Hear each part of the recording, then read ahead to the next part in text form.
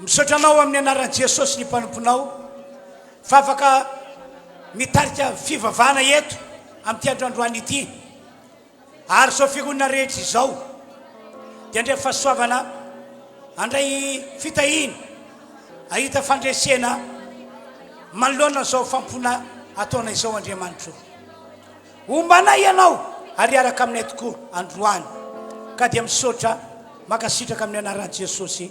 Alléluia. Amen. Epitrana yatsika ratsika pitiafatanana mitarika fiderana. Alléluia. Alléluia. Faly miarabanao indray ny tenanay androany tonga eto amin'ity toerana ity ianao anompo an'Andriamanitra. Miarabanao manokana ihany koa anao izay manaraka an'izao fandaharana izao miarabanao amin'ny anaran'i Jesosy ny izahay androany.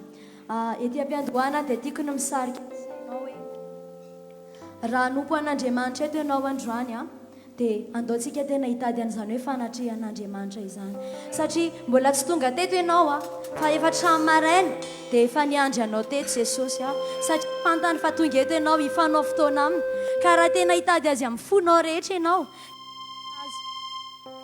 ary te an-tany koa androany hoe fantatrao efa le Andriamanitra zay tadiavinao androany io dia le Andriamanitra mpanao fahagagana izy ary Andriamanitra miasa ao anatin'ny fanatrehany ka raha tonga eto ianao androany tena hitady azy dia tonga eto izy hanasitrana anao tonga eto izy hikasika anao tonga eto izy androany hanafaka anao sady izany ve ao anatin'ny reto hira ireto dia te hanentana anao za tena manompo an'i Jesosy amin'ny fonao rehetra mihitsy ianao aza atao hoe tahaka ny fahazarana hoe fotoana hiderana azy zao dia hidera fotsiny ianao dia andindy eo fa tena eritrereto ary sainisainy mihitsy fa eto Jesosy androany manatrika antsika eto izy androany andao ary ataontsika ity hira ity hoe manatrika anay eto ianao Jesosy eo asehoy amin'ny keriny voninahitra aho.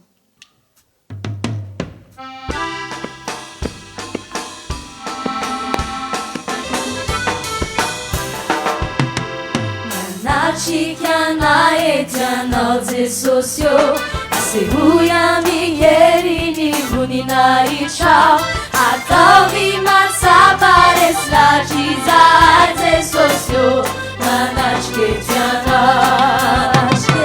natrikana etanao Jesosy asehoy amin'ny keriny voninahitra ataovy matsapa resy latr'izahay Jesosy manatrika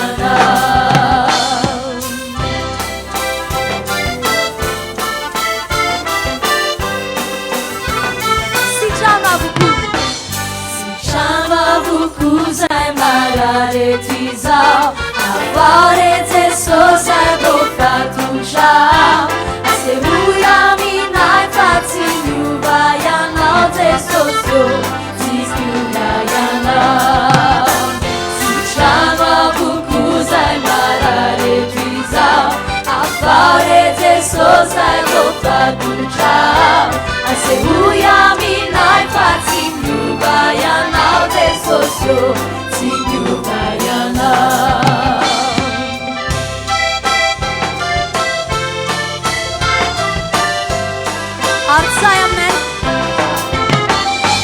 Arsaya minay ni fanay masina Tulay Pentecostani surfaiza Tenuya bunguza ni buretiza Jesosyo misanjanozay Arsaya minay ni fanay masina Tulay Pentecostani surfaiza Tenuya bunguza ni buretiza Jesosyo misanjanozay Manashkana etanao Manachikana etanao Jesosy asehoy amin'ny keriny voninahitra ataovy matsapa resy latr'izahay Jesosy manatrikana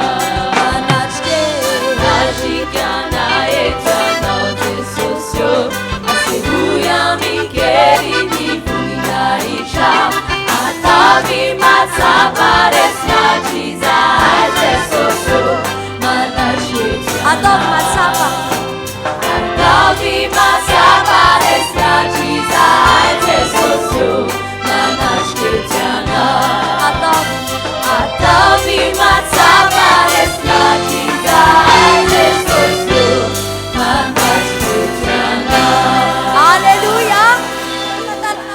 Jesosy am'izao fotoana izao. Ataovy mafy ny teka ao, hovoninay Jesosy zay efa manatrika eto izy androany. Alleluia. Dia nentana anao hatrany aza atao fombafomba na fahazarana.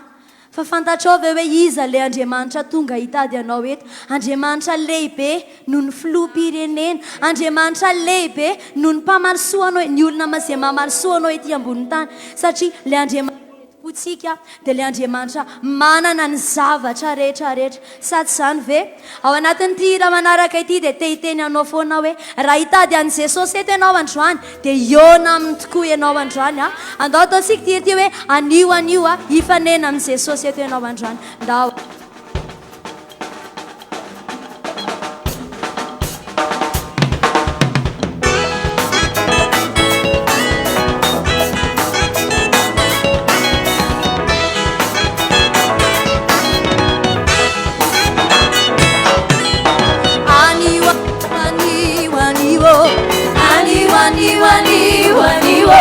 Ifanenam Jesosy kanao iwo, Ifanenam Jesosy kanao iwo.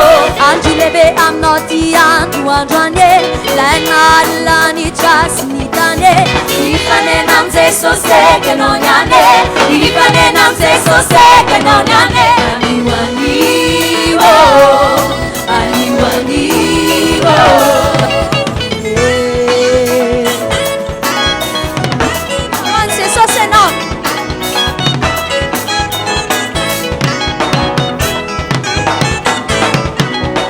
Aniwaniwo, aniwaniwo. Aniwaniwo. Ifanenam Jesosy kanao iwo, Ifanenam Jesosy kanao iwo. Andro lehibe aminao ty andro androany, lain'alina trasy ny tany. Ifanenam Jesosy kanao niany, Ifanenam Jesosy kanao niany. Aniwaniwo, aniwaniwo.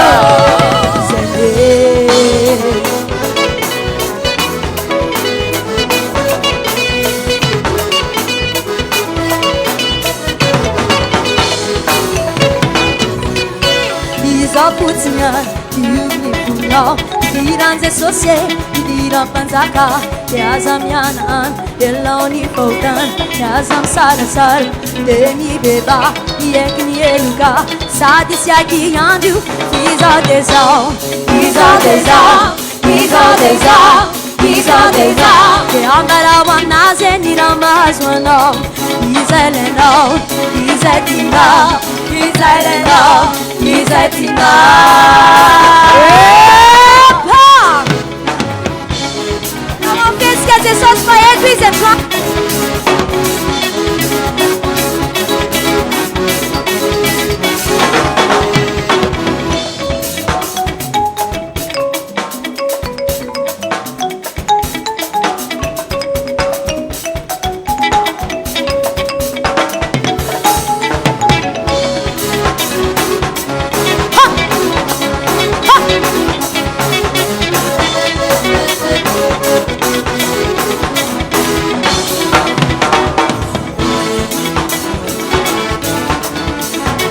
Jesosy.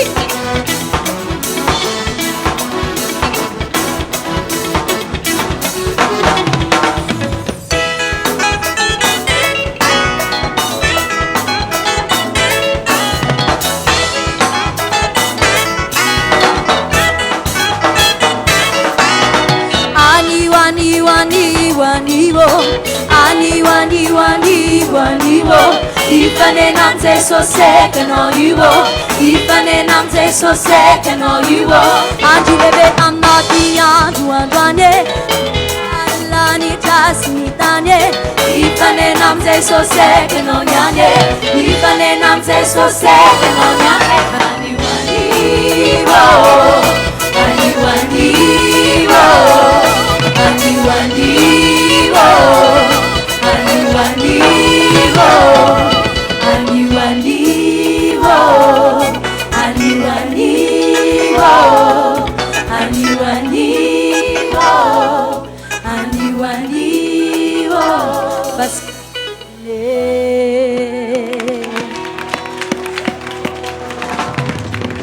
Oviana ianao ny fanentan'i Jesosy? Oviana? Sao dia rapitsy? Anio? Hoe zao dia zao zany. Dia efa inoko fa efa fantatrao androany. Sa tsy zany ve? Eto izy androany. Ka tiako tena ho sainisainao hoe zany dia tena be. Satria izao tamin'ny andron'ny Solomona, rehefa tamin'ny fotoana nanompo an'Andriamanitra izy ireo, dia rehefa tena nanatrika Andriamanitra dia izao feno rahona tao anatin'ny trano, satria tao Andriamanitra, satria nanatrika tao Andriamanitra. Inoko fa afaka hanao zavatra mihoatra lavitra noho izany Andriamanitra androany raha tena hitady azy tokoa ianao. Ka izay mahatonga amin'ny teny hoe aza atao fombafomba, aza atao fahazarana, fa sarobidy izany fanatrehan'Andriamanitra izany. Amin'izao fotoana izao dia tiako sainisainao sady hoe eto Jesosy, eto ilay mpanjaka ny mpanjaka, eto ilay Andriamanitra ny voninahitra, eto izy inona ny ataony eto izy hikasika anao, eto izy androany hanome hery anao, eto izy hanasitrana anao, hanafaka anao. Ka manomboka hofahofeho ho an'i Jesosy ny tananao amin'izao fotoana izao. Raha tsy sapanao fa eto izy dia asandrato ho an'i Jesosy ny tananao. Eto ianao Jesosy, eto ianao Jesosy. Jesosy eo eto ianao androany, hanasitrana ny fo maratra rehetra. Eto androany hikasika anay tsy raray avy, eto ianao androany hanafaka anay. Eto ianao sapanay izaho, mitsaoka anao, mitsaoka anao. Eto ianao miasa eto aminay, mitsaoka anao, mitsaoka anao. Eto ianao sapanay izaho, mitsaoka anao, mitsaoka anao. Eto ianao miasa eto aminay, mitsaoka anao, mitsaoka anao. Tanao lalana, tanao fagagany tanante, mazava miposaka Tompo izay maizy anao. Tanao lalana, tanao fagagany tanante, mazava miposaka Tompo izay maizy anao. Eto ianao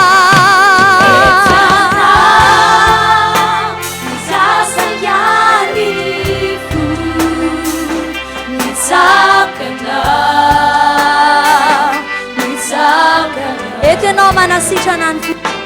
Eto ianao manasitrana ny fo, mitsaoka anao, mitsaoka anao. Eto ianao, eto ianao mamboatra fiainana, mitsaoka anao, mitsaoka anao. Eto ianao manamboatra ireo,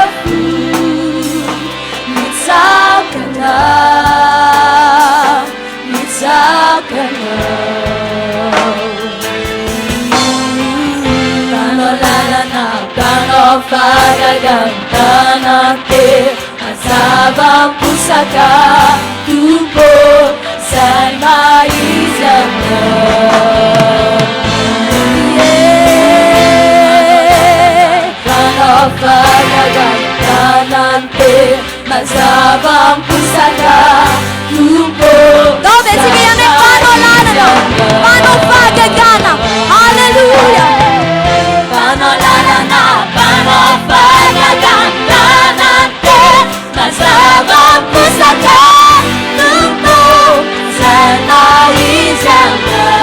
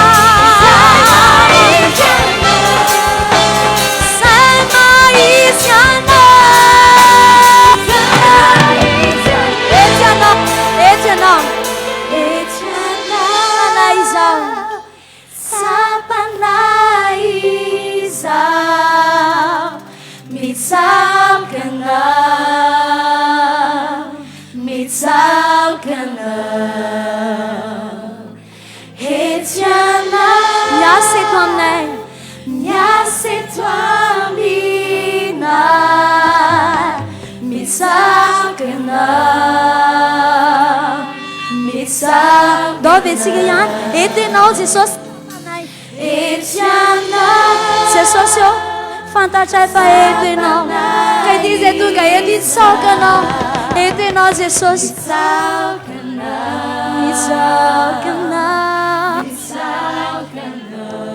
mitsaokana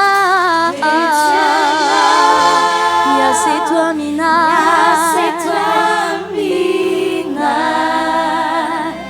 mitsaokana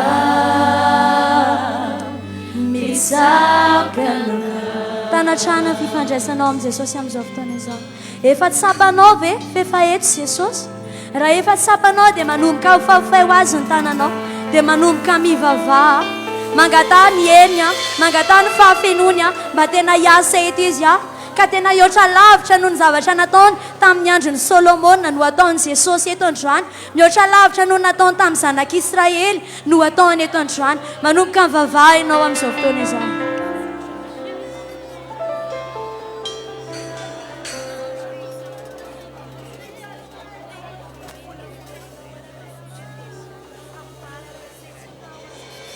Zany babaka ao aoka tena anana fifandraisana feno amin'Andriamanitra ianao androany aoka anana fifamatorana matra eo amin'ny Jesosy Kristy tompo ianao eto izy androany eto izy afaka hiasa afaka hetsika eo amin'ny olona izay tena mino ny fanatrehany eto aoka ianao anatena fionana manokana amin'ny Jesosy Kristy tompo aoka anatena fionana manokana amin'ny Jesosy ianao androany eto mifanatrehany miaraka amintsika rehetra izy ao anatin'izao fotoam-bavaka iraisantsika izao izy miaraka amintsika voninany androany Jesosy Jesosy ampahitao voninahitra ao zahay ampahitao voninahitra ao zahay aoka hikasika anay ny herin'Andriamanitra aoka hipita aminay ilay hery mahagaga androany Jesosy Jesosy etenao androany etenao Jesosy amen amen amen amen amen ako fiafonahitra toera zao ako fiafonahitra toera zao amen amen halleluja halleluja amen sotanao Jesosy eo na manokana aminao zay androany taka nionany Mosesy tamin'Andriamanitra tao amin'ny Romeny misaotra Andriamanitra eto le tendrombohitra iananay aminao androany amen halleluja saotra mankasitraka fantatra eto ianao tompo fantatra eto ianao Jesosy eto mifanatreha mifanahinao masina miaraka aminay eto ianao fanahy masina voakasiky ny herinao sa fiangonana izao amen amen amen amen amen misaotra ray zanaka fanahy masina amin'ny anaratra arobida Jesosy tahiko ty fotoana ty feny fanatrehan'Andriamanitra eto mifanatrehan'ilay voninahitr'Andriamanitra ray be fahasoavana ary zay rehetra manaraka ty fotoam-bavaka ity zay manotrona ty fotoam-bavaka ity dia ho tsapany zany fionana amin'Andriamanitra izany ho tsapany manokana zany fionana amin'Andriamanitra izany amin'ny anarany Jesosy tompo Andriamanitra ahita fitsarana ny fananay androany ahita fitsarana ny nofinay androany amin'ny anarany Jesosy tsy misy nady anankiray ary ka tsy ho voakasiky ny herin'Andriamanitra tsy misy nady anankiray ary ka tsy hatsapa ny herin'Andriamanitra miasa amin'ny fiainana amin'ny anarany Jesosy tsy misy maty antoka ny olona rehetra androany tsy misy maty antoka ny olona rehetra androany amin'ny anarany Jesosy Kristy tompo misaotra ray zanaka fanahy masina alleluja amen dia tehako mahafantopitsika rehetra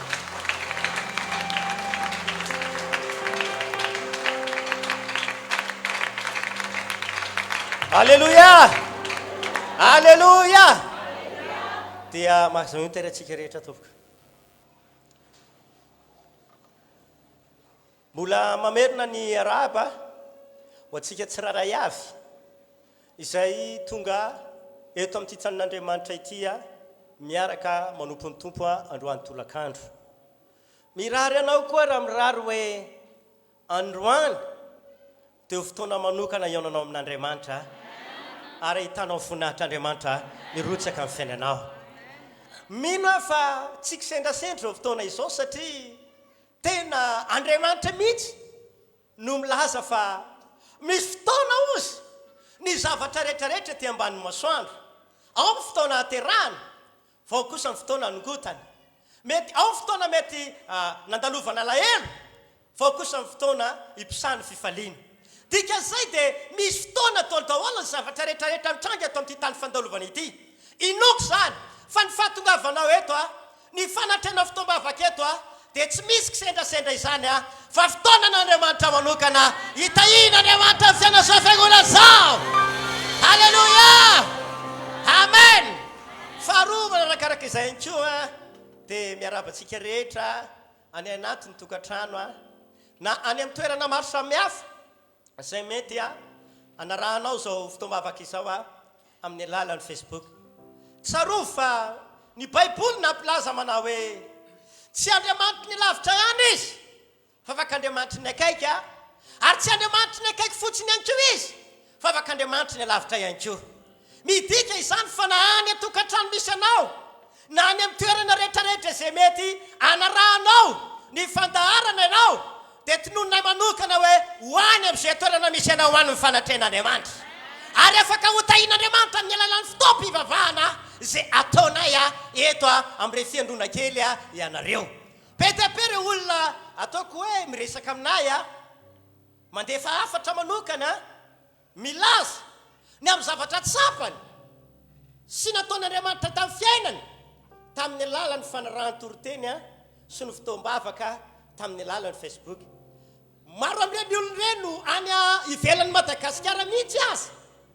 Misy amin'ireny olon'ireny no azo lazaina fa lavitra n'Antananarivo fa ny mampahery be dia hoe rehefa amin'ny finoana amin'ny fatokiny no anarahan'ilay olona ilay fitoam-bavaka dia tsapa hoe tsy Andriamanitra ny akaiky ihany izy fa Andriamanitra ny lavitra ihany koa.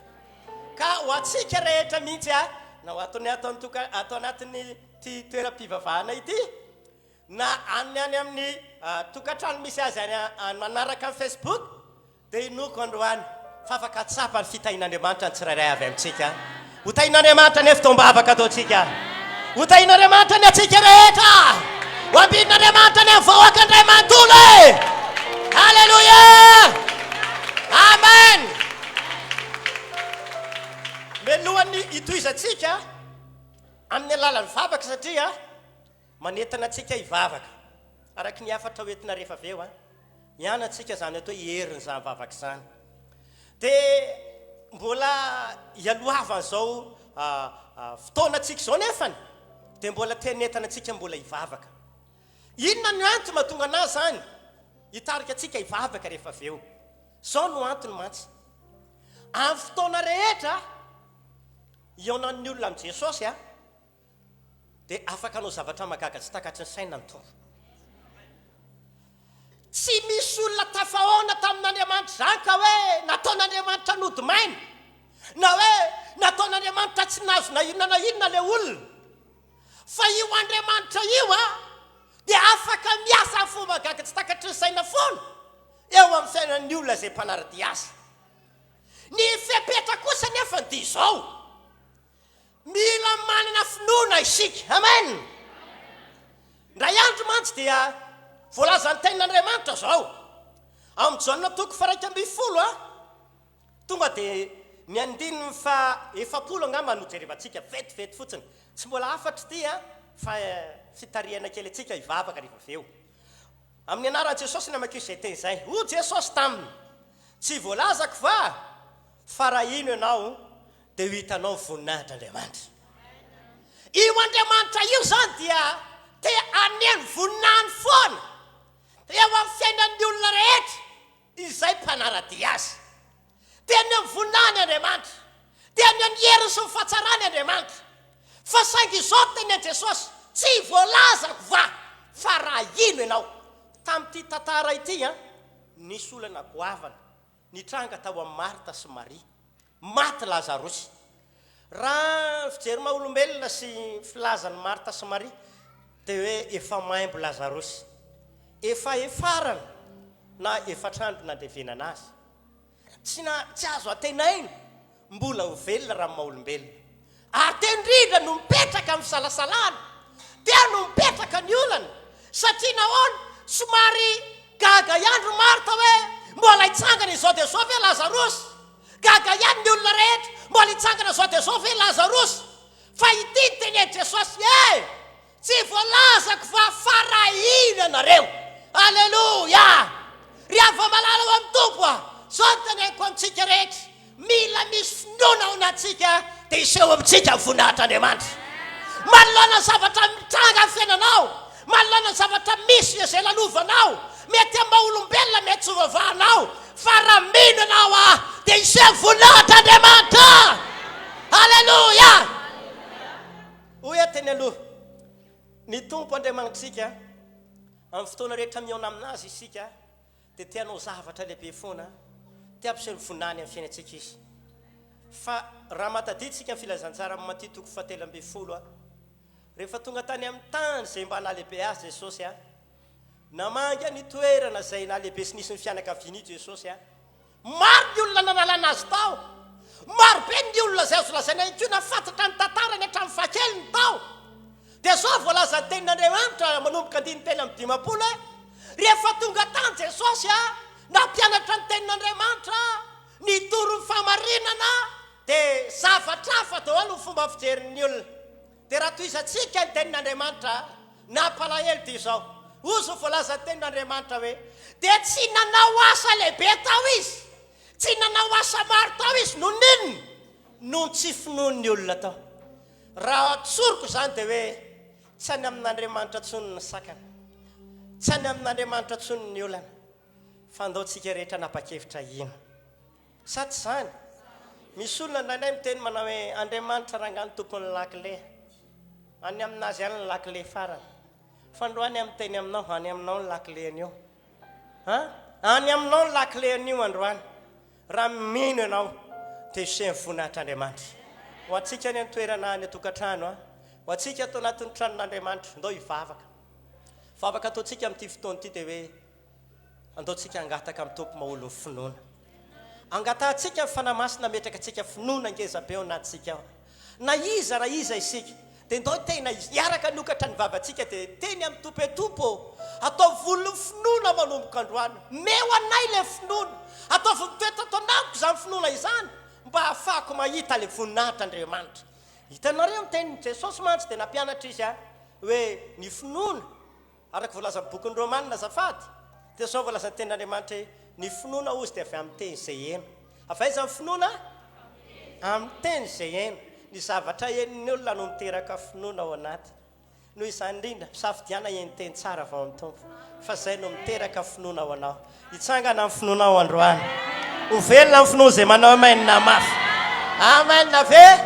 Andao ary sika rehetra tonga dia hivavaka amin'izay tona mavaka amin'ny finoantsika satria samy mino fanao zavatra lehibe Andriamanitra.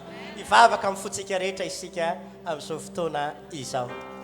Daontsika hivavaka, sokafo ny vavanao.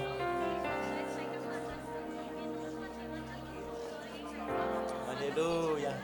Velona ianao ry Tompo Andriamanitra, mahagaga loatra ianao, misaotra anao indrindra izahay, tena mankasitraka anao be dehibe Tompo.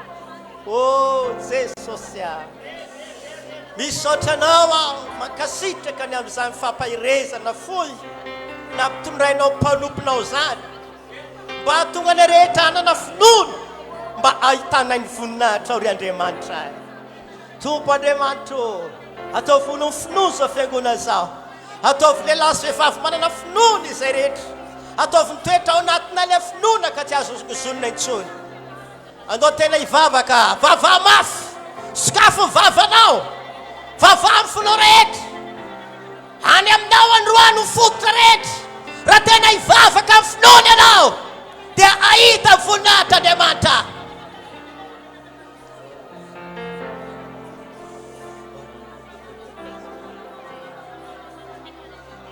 Tsy misy zavatra tsy hain'Andriamanitra atao izany ry havana, tsy misy zavatra tsy hain'Andriamanitra tanterahana. Tsy misy zavatra tsy vitan'Andriamanitra. Andriamanitra le tsy nisy namorona. Izy le tsy nisy namorona fa izy napiso ny tenany. Magaga izy. Magaga izy. Tamin'ny fanapakeviny dia nisy izy. Tamin'ny fanapakeviny dia mipotra ny heriny. Izy le tapitrohatra ny fisainana sy ny fahalalana. Oh, halleluja.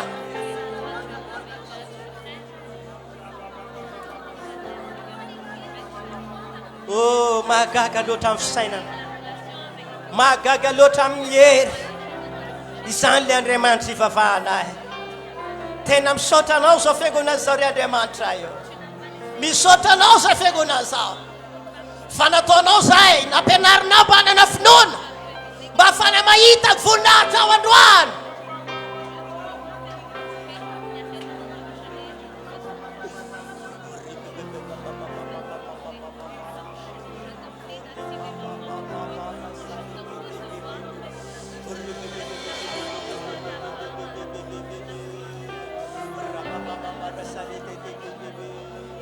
Ataovy misy finoana ao anatin'izao fiangonana zao Andriamanitra. Ataovy misy finoana. Aza vely salasala ny rosa izay manoloana zavatra misy. Fandroano vavaka izay.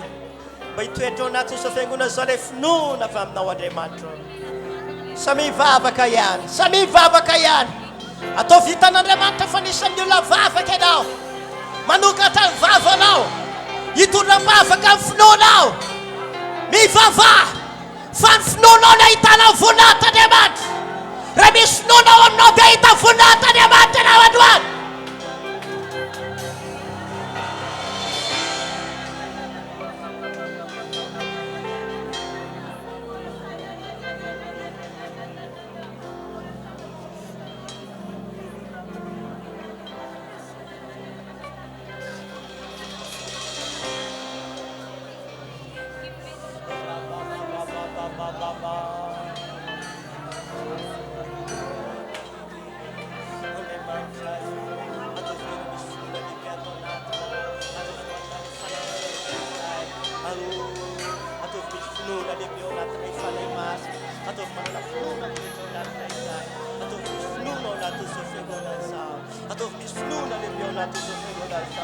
Hallelujah.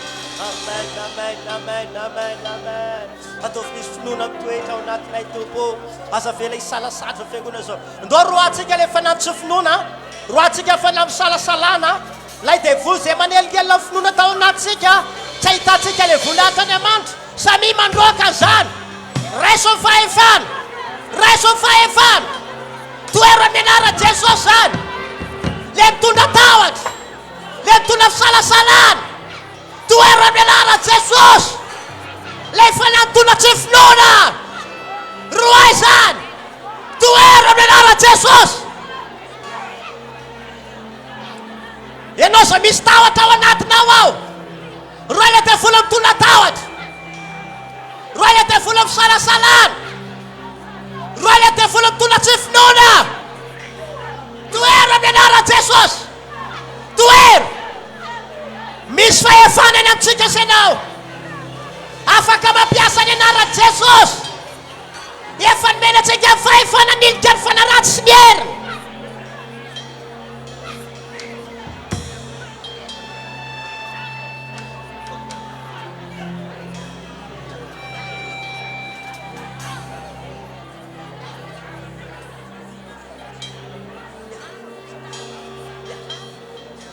Amin'ny anaran'i Jesosy.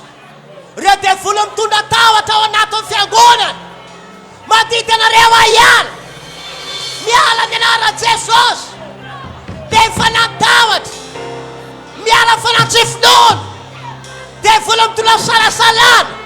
Ka mahatonga ny olona tsy ahita voninahitra Andriamanitra. Miala izany. Roako izany. Miala amin'ny anaran'i Jesosy. Roako amin'ny anaran'i Jesosy. Didiko amin'ny anaran'i Jesosy. Miala amin'ny anaran'i Jesosy. Rogana amin'ny anaran'i Jesosy Kristy Tompo. Resy ianao ny fanaratsy androany. Resy le fanatsy finoana androany. Miala fanantahotra rehetra.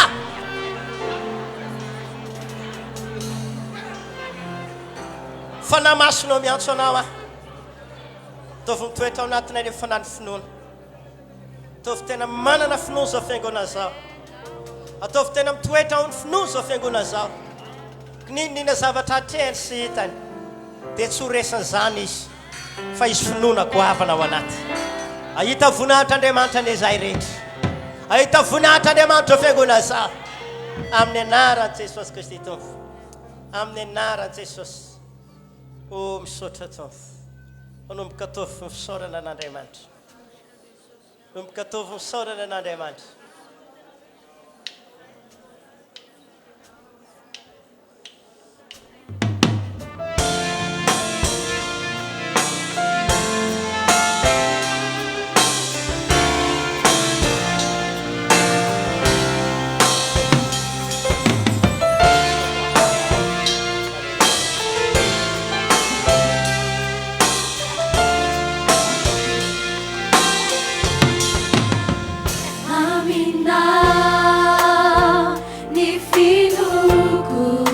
ataovy amin'ny floresa ny zany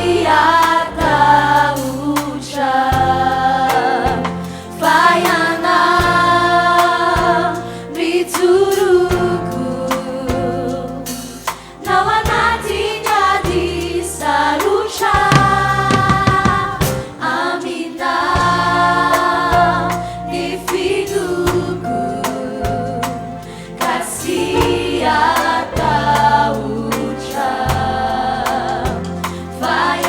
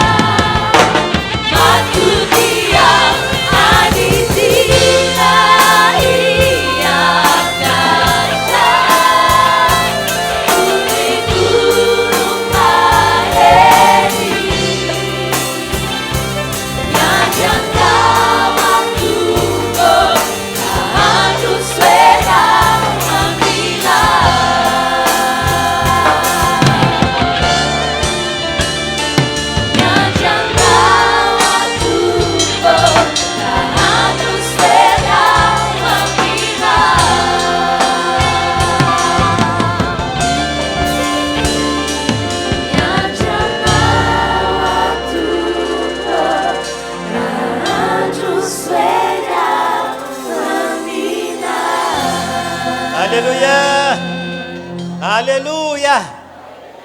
Misaotra ny Jesosy sika fa nampianary ny androany mba izy finoana ao anatinao ao satria fantatra fa misy zavatra nomanin'Andriamanitra eto androany. Izy zavatra lehibe fanomanin'Andriamanitra ao antsika rehetra. Alleluia. Dia zay no natonga na tena nanentana antsika hoe tombavaka mba izy finoana ao amintsika ao fa tsy maintsy mahita voninahitr'Andriamanitra androany.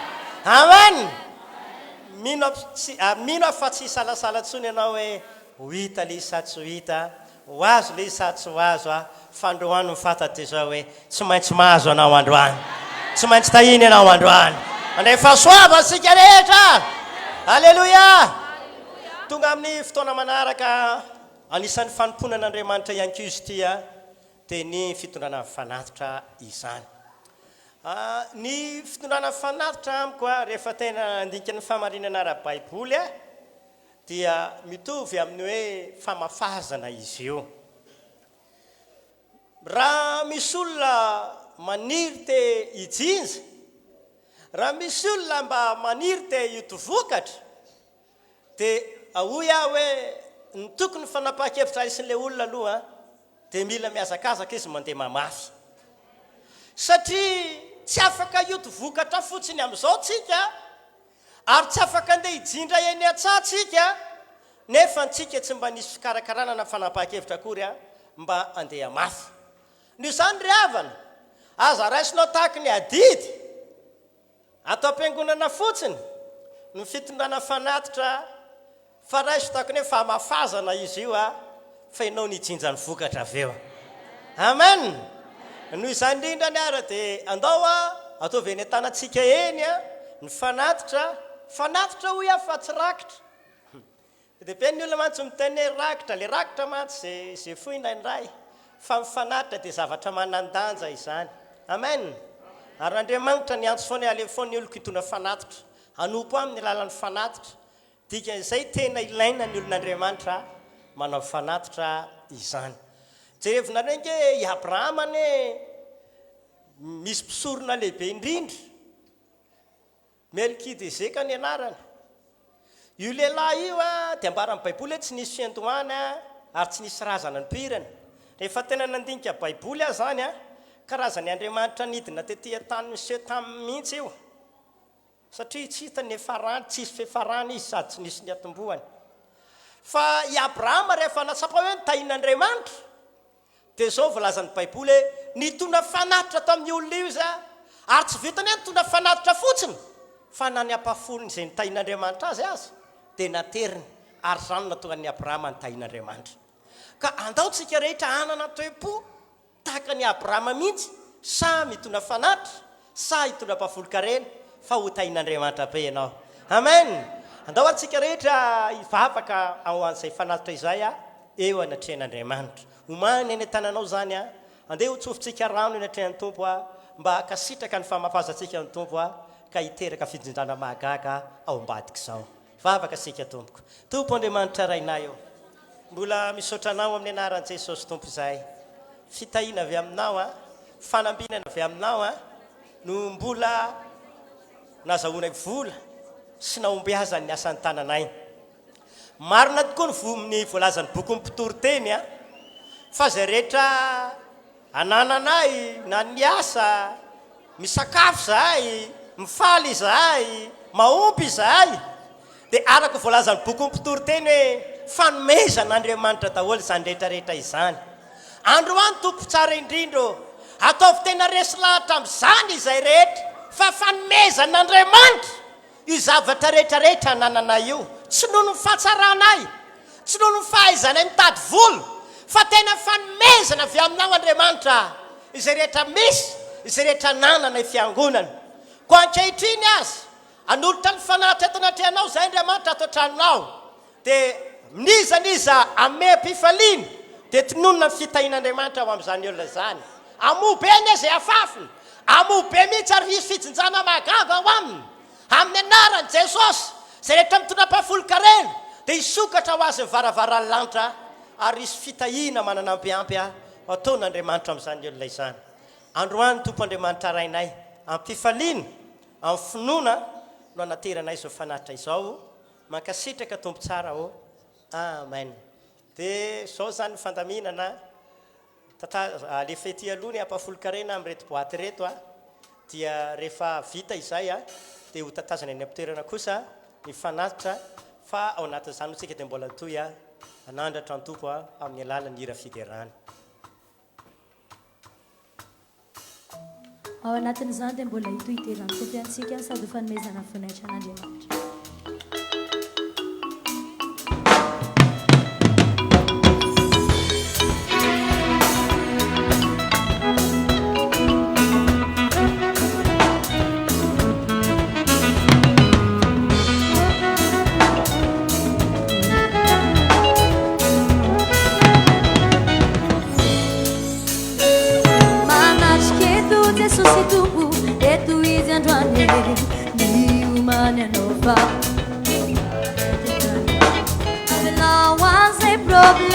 Manjay biribianao eto Jesosy niandro nikarakarana manatrika eto Jesosy tompo eto izy androany miomany anao fa misy raha eto niany avela hoan'izay problème manjay biribianao eto Jesosy niandro nikarakarana misy fanafana ho anao androany eto Jesosy niany Ispitalinao anao androany eto Jesosy niany misy fanasitrana ho anao androany eto Jesosy niany misy fifaliana be sy mety lano eto Jesosy niany misy fanafana ho anao androany eto Jesosy niany misy fitahina ho anao androany eto Jesosy niany misy fanasitrana ho anao androany eto Jesosy niany misy fifaliana be sy mety lano Jesosy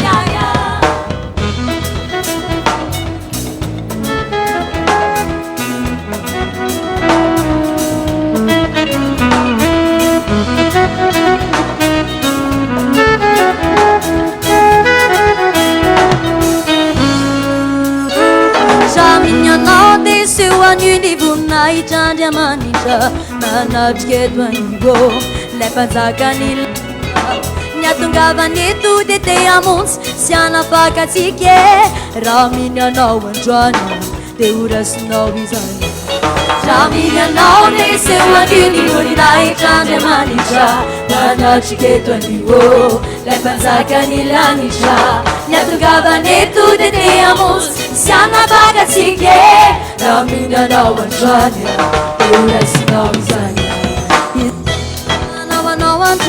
eto Jesosy niany misy fitahinao anao androany eto Jesosy niany misy fahananao anao androany eto Jesosy niany misy fifaliana be sy mety lano eto Jesosy niany misy fanafanao anao androany eto Jesosy niany misy fitahinao anao androany eto Jesosy niany misy fanasitrananao anao androany eto Jesosy niany manasana toerana amin'izao fotoana izao ngatsika hideran'ny tompo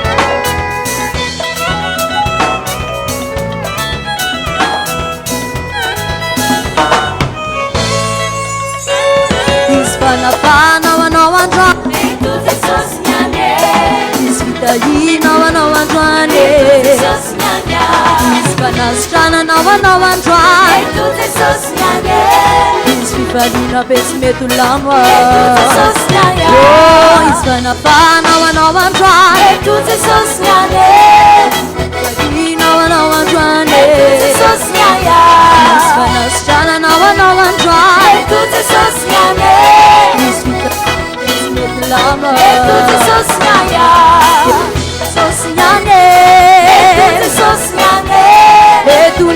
tompoandroandeya eto jesosy miaya manatriketo zandroany eto jesosy miane eto ny tompoandroandeya eto jesosy miaya eto jesosy niane eto jesosy miane eto ny tompoandroandeya eto jesosy miaya manatriketo izy androa eto jesosy miane misy falina vesy mety lana eto jesosy miaya dia afatra sosy ianao a sady ho fanazantsika amin'ny mpanompon'Andriamanitra ataovy mafy ny tehaka Andriamanitra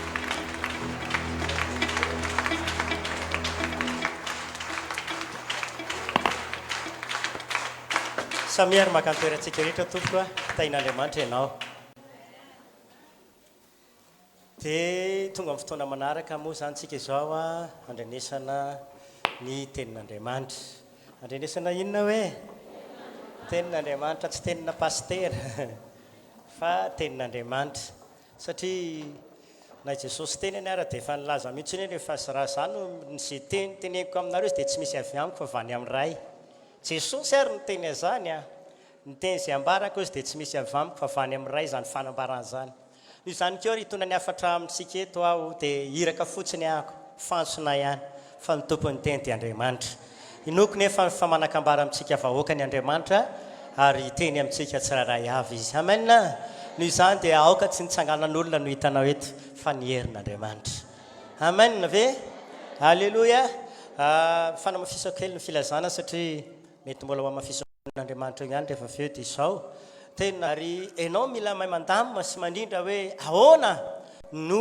ataoko mba hahatonga na ho kristianina ampy tenin'Andriamanitra ilainy io tenin'Andriamanitra io tena tombontso manokana ho anao mihitsiny ny fahazahoanao zany tenin'Andriamanitra izany ianao aza manao tahaka ny olona sasany hoe za tsy manana olana ko ilaiko atao ino ary toriteny zako tsy manana atiko atao ino ko ary toriteny ry ava malalao amin'ny tompo za miteny amintsika fa ho avy fotoan'andro a tena mila tenin'Andriamanitra ny olo zy ny baiboly fa mety tsy ahita intsony zao indrindra fotoana fanangona zao amen fotoana tena fanovoza zao samitsika tena maka izany tenin'Andriamanitra zany tiako atom-bavana dia ity mba manokana ianao fotoana hoe maraina ianao mivavaka mandray tenin'Andriamanitra lahady maraina fa nitolakandro kosa misy ny amin'ny 12 a misy ny amin'ny 2 a dia zay mba mety aminao ka na intelo ara ho ianao maninona mihitsy ianao hoe mahazo be amin'izany sady zany ve ao amin'ny tontolo ara-panahy man tsy misy hoe ngeza loatra ka mila manao régime any fa raha mahazo be anao mitombo ny ara-panahinao vaika tombontsoa lehibe ao anao zany amen ve any amin'ny resaka ranofiny tena ohatry ny efa mavesabesatra izy zany manomboka hatrany tsy dia tena milamina dia lasa anao mety mba manitsanitsana fa amin'ny ara-panana impira ary anao mihinana foana mitombo fahasoavana ao anao zany alleloia ka manentana antsika rehetra tena manapa-hevitra andamina fotoana mba hainono teny torotoro teny na hoe hainono tenin'Andriamanitra indroa farafakeliny isaka lahady indrindra moa ho an'ireny olona le miasa na mianatra tsy mba afaka miantoroteny amin'ny andavanandro reny fotoana lahady araroty zany ry havana amen tena araroty be mihitsy fa mahasoa antsika izany fandrenesana ny tenin'Andriamanitra izay zay no filazana zany na mafiso kely fa rehefa aorinan'ny afatra moa zany dia inoko fa mety mbola misy ny filazana ho amafiso ny mpanompon'Andriamanitra eto amintsika ihany andao tsika hivavaka ho an'ny tenin'Andriamanitra fa maninona no entina mbavaka le izy mba tsy fisainana olombelona na hoe ny hevitro no tanteraka tiako apita amintsika eto fa mba ny hevitr'Andriamanitra mihitsy sy ny sitrapony noho izany vavaha ianao faharoa fa maninona mivavaka satria amin'izay ny fonao mba hoentinao mbavaka mba hitoeran'le tenin'Andriamanitra ary mba tsy ho feo hafa no heninao fa mifeo an'Andriamanitra amin'ny alalan'ny mpanompony mihitsy zany ka vavaka ary sika tompoko ry tompo Andriamanitra rainay le Andriamanitra velona mandrakizay misaotranao ako fa no irahanao nataonao ijoro eto amin'ny toeran'ity indray mba hisolo vavanao mpanompo kely ihany tompo fitaovana fotsiny ako kanefa nitenitendrenao nantsoinao mba hisolo vavanao eto Jesosy tena resy lahatra fa noho ny fahasoavana no mbola matozao ary fahasoavana avy aminao ankoa no ahafahako mitory ny teninao amin'ny alalan'izao fiangonana izao raisiko tena hoe tombontso manokany Andriamanitra zany hoe natsonao mba hoiraka nofidinao isolo vavanao androany. Tompo tena ampangimo zay fisaina nofo zay mety tiako ambara maolombelona dia aoka tsy ho tanteraka fa zay teny avy any aminao ihany fanambarana avy amin'Andriamanitra ihany no akaloaka vava ny mpanomponao androany.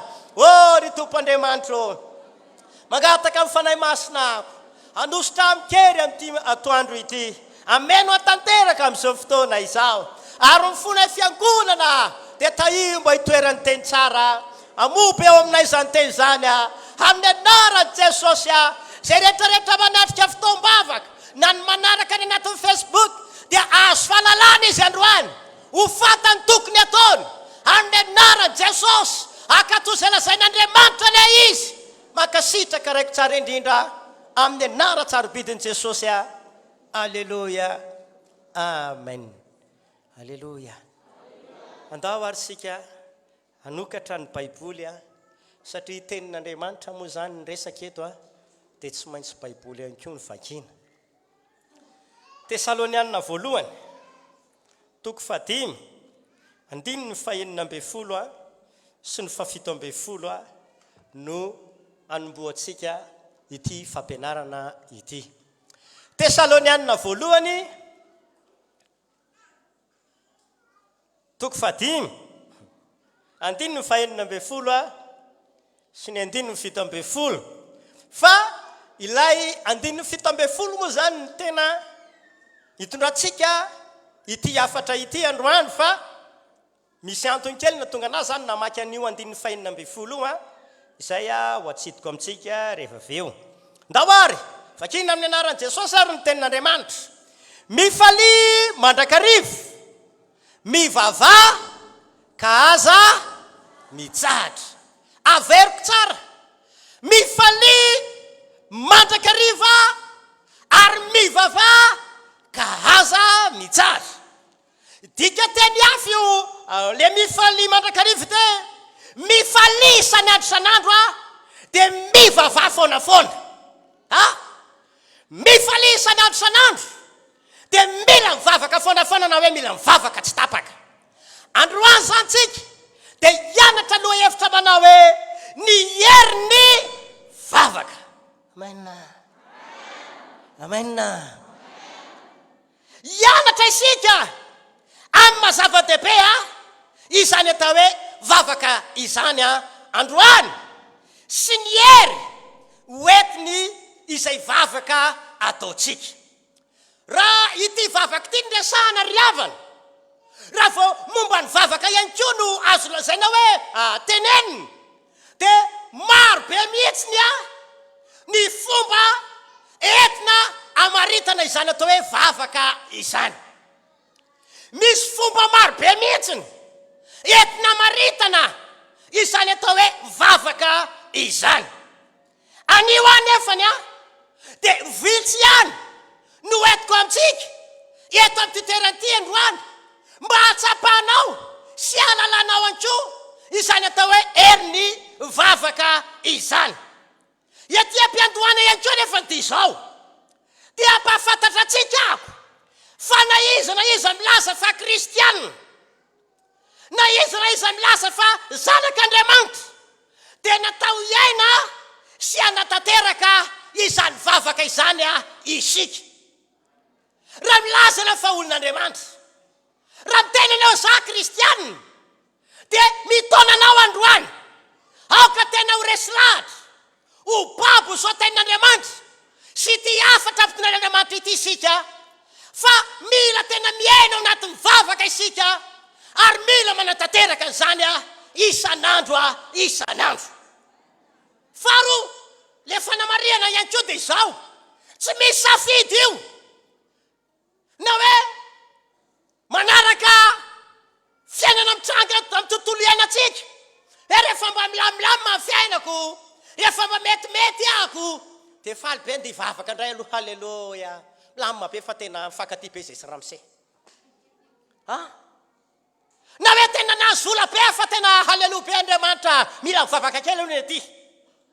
Fa na fanohatra amin'izay ary ny fiainanao, na dia ataoko hoe ao anatina lalatsarotra ary ianao, dia hoy aminao androany tsy misy safidy io fa baiboly dia mampirisika atsika hoana voazan'ny Paoly apôstôly teo ity lehilahin'Andriamanitra ity rehefa nahitan'ireo fiangonana ato anaty fahasarotana ary tamin'izany fotoana izany nandalolana mafy ny olona ary na i Paoly apôstôly ary anisan'ny lehilahy gadra tany ampondra izy no ny amin'ny fitoriana ny filazantsara ny enjehan'ny olona ny gadra tany Roma fa tamin'izany fotoana izany Paoly apôstôly dia mbola nampirisika foana ninona ady lalovana ninona zavatra misy amin'ny fiainana ninona ady mandalo dia zao teneniny tenin'Andriamanitra aminao mifalima mandrakariva ianao ary tohizo somitsahatra mivavaka.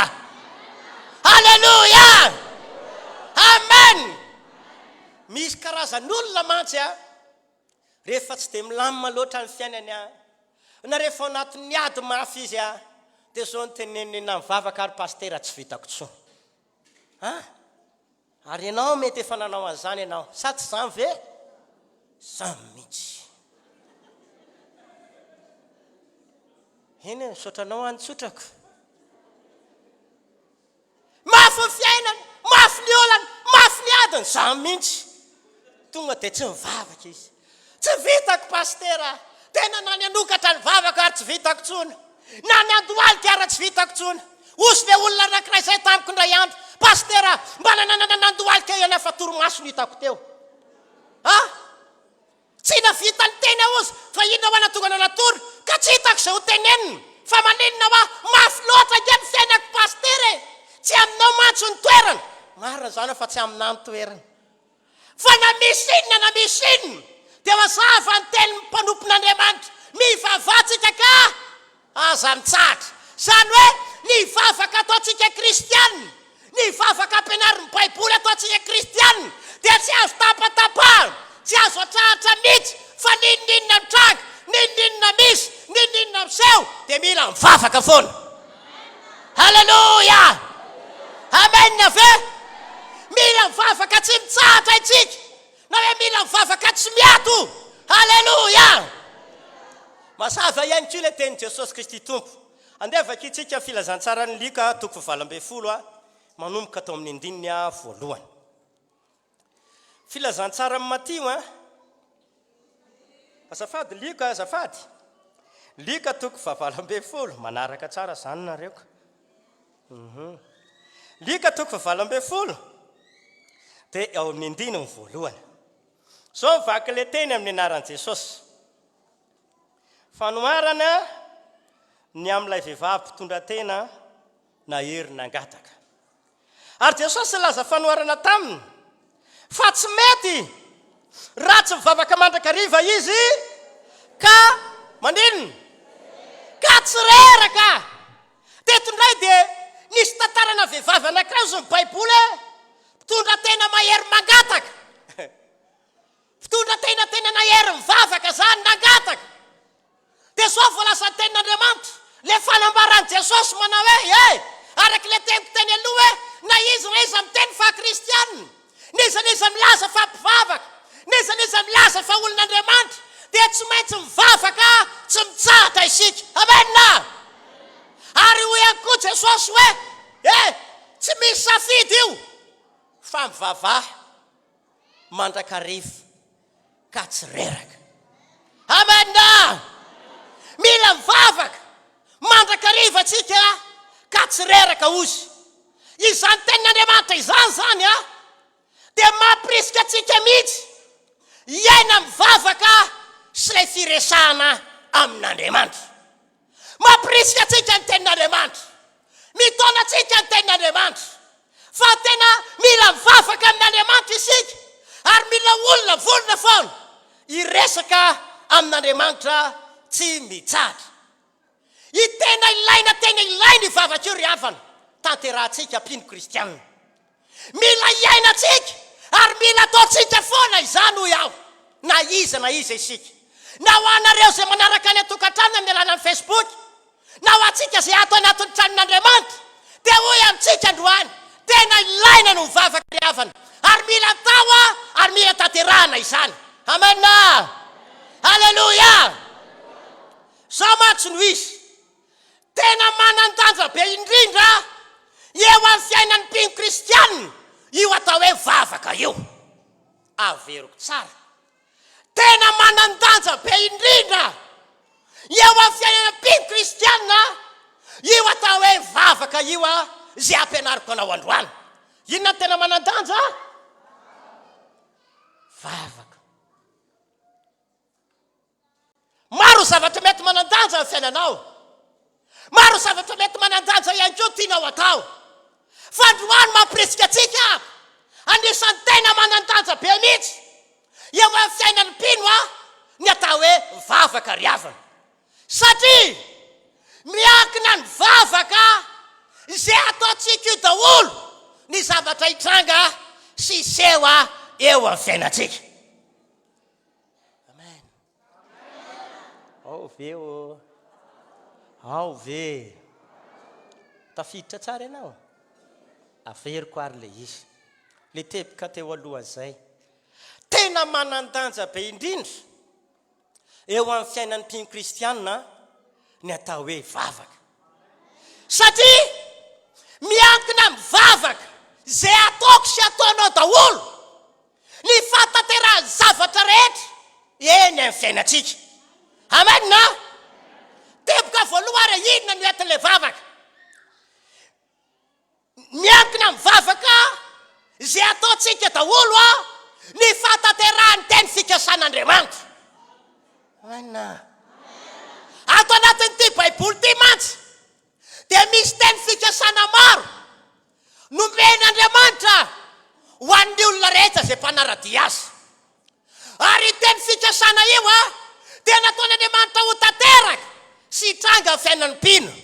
Ary androany dia tsofoko rano ho tanteraka aminao teny fikasan'Andriamanitra rehetra. Ho tanteraka amintsika rehetra teny fikasan'Andriamanitra. Amen. Halleluja. Fa mba hatonga ilay teny fikasan'Andriamanitra ho tanteraka, mba hatonga ilay teny fikasan'Andriamanitra hisy fiantraikany amin'ny fiainantsika ry havana, dia zao no teneko amintsika. Tena miankina tanteraka amin'ny vavaka izay ataontsika ny fataterana izany teny fikasana izany. Miankina amin'ina ny fataterana teny fikasana? Miankina amin'ny lalan'ny vavaka izay ataontsika. Teboka faharoa, ao amin'ny fanjakan'Andriamanitra ihany koa dia miandry izay vavaka ataontsika izay vao mamonjy antsika izy. Izany hoe raha mandalo fasarotana ianao, na mandalo zava-tsarotra ianao, na mandalo adi-mafy ianao, dia hoy aho hoe ao amin'ny fanjakan'Andriamanitra ihany koa dia miandry izay vavaka izay ataontsika izay vao afaka mamonjy antsika izy. No izany indrindra izany ry havana dia hoe tena ilaina ny vavaka. Izasy ianao zao dia mpisehatra amin'ny fanjakan'Andriamanitra, na hoe olona amiaino anatin'ny fanjakan'Andriamanitra. Ka raha olona miaino anatin'ny fanjakan'Andriamanitra isika, raha olona mpisehatra amin'ny fanjakan'Andriamanitra isika, dia zao ny fanambarana teneniko amintsika androany, miandry mivavaka ataoko sy ataonao Andriamanitra, dia mamonjy antsika ao amin'ny fanjakana io Andriamanitra io. Halleluja. Ary ity teboka manaraka fahatelo ity ihany koa dia hoe ao anatin'ny vavaka izay ataon'ny olona no isehoany voninahitr'Andriamanitra. Amen. Averiko tsara. Ao anatin'ny vavaka izay ataon'ny olona no isehoany voninahitr'Andriamanitra. Mino aho fa tadidinao ny hafan'ny tenin'Andriamanitra ny tomako atsika hivavaka tery aloha mba hanana finoana. Ao amin'ny filazantsara ny Jaona 1:12 dia arak'ilay teny Jesosy raha minona dia ahoana ozy? Ho hitanao ny voninahitr'Andriamanitra. Dia rehefa mandeha tsika somary midina ambanimbany ao amin'ny tantara io dia hitan'i Jesosy mivavaka tsotra isika. Tsy vavaka lava be fa vavaka fonina ataon'i Jesosy Kristy. Tany am-pandohany izy niteny manao hoe iseho amintsika ny voninahitr'Andriamanitra, ho hitantsika ny voninahitr'Andriamanitra. Fa Jesosy tsy maintsy mivavaka izy, nanao vavaka izy, ary rehefa nivavaka izy dia iseho voninahitr'Andriamanitra. Amin'ny anaran'i Jesosy Kristy Tompo Nazareta, izao fiangonana eto Andronakely zao, ianareo mpanaraka any amin'ny tokantrano misy anareo, ahita voninahitr'Andriamanitra ianareo androany, ahita voninahitra Andriamanitra sika rehetrarehetra androany. Halleluia, amen ve. Ka hoy amintsika rehetra zany na iza tia hita ny voninahitr'Andriamanitra, na iza maniry sy mangetaheta ihany koa mba hisy ao ny voninahitr'Andriamanitra amin'ny fiainana, dia izao tsy misy fandavana fandao aingana tonga dia hivavaka isika. Miantso anao ahako ry havana, mila manana fanampahan-kevitra isika androany, mila miaina sy manatanteraka izany atao hoe vavaka izany. Averiko le teboka teny aloha ary manao hoe noho izany tena manan-danja be mihitsy ho iaho ny vavaka, satria misy hery mahagaga tsy takatra ny saina ao anatin'ny vavaka ataontsika io. Misy inona le vavaka? Misy hery mahagaga tsy takatra ny saina ao anatin'ny vavaka ataontsika io. Ianao aza alay-panahy ianao na eritreritra tahaka ny olona tsy manana fatakarana hoe miresaka eto zao dia miteny rereto zao dia iza zany miaino ahy, mifo maraina be amin'ny ray eto na amin'ny roa maraina dia inona zany no azoko? Aza manao tahaka zany ianao. Olona tsy manana fatakarana no mieritreritra tahaka izany. Fa isitona anao androany atsapany herin'ny vavaka. Iantso anao androany tena takatra hoe manan-danjo io vavaka ataontsika io. Halleluia, amen. Satria ilay vavaka hoe dia misy hery mahagaga tsy takatra ny saina maha-olombelona, finosiny io vavaka ataontsika io. Amen. Satria eo amin'ny fiainana nge ry havana dia zao no teneniko amintsika, amin'ny maha-olombelona anasy ianao amin'ny maha-olombelona mitafy nosy rahantsika dia misy voafetra ny zavatra ho vitantsika. Voafetra ihany koa ny vitan'ny herintsika, na matanjaka be ohatriny ao antsika, na salama be ohatriny ao antsika, na manana fahefana be ohatriny ao antsika, na manam-bola be ohatriny ao antsika, dia zao no teneniko amintsika, voafetra no vitan'ny herintsika sy ny tanjakatsika manofo. Voafetra no vitan'ny fahefana ananana maha-olombelona. Voafetra ny vitan'ny fahaizana sy ny fahalalana, ary voafetra ihany koa ny vitan'ny vola. Sady zany ve? Dia indrindra zany le teneniko aminao hoe raha voafetra tahaka izany, raha zavatra maromaro ny tany saiko ireny mitranga amin'ny fiainantsika olombelona, raha voafetra tahaka izany ihany koa ny zavatra misy mitranga amin'ny fiainantsika zanak'olombelona, dika zany ny havana tsy maintsy miankintsika, tsy maintsy miantehitra isika fa ao anatin'ny vavaka ihany misy hery mahagaga tsy haito aina ary tsy voafetra ny tranga misy rehetra. Ataovy amenina farany mafy zany. Halleluia, amen ve.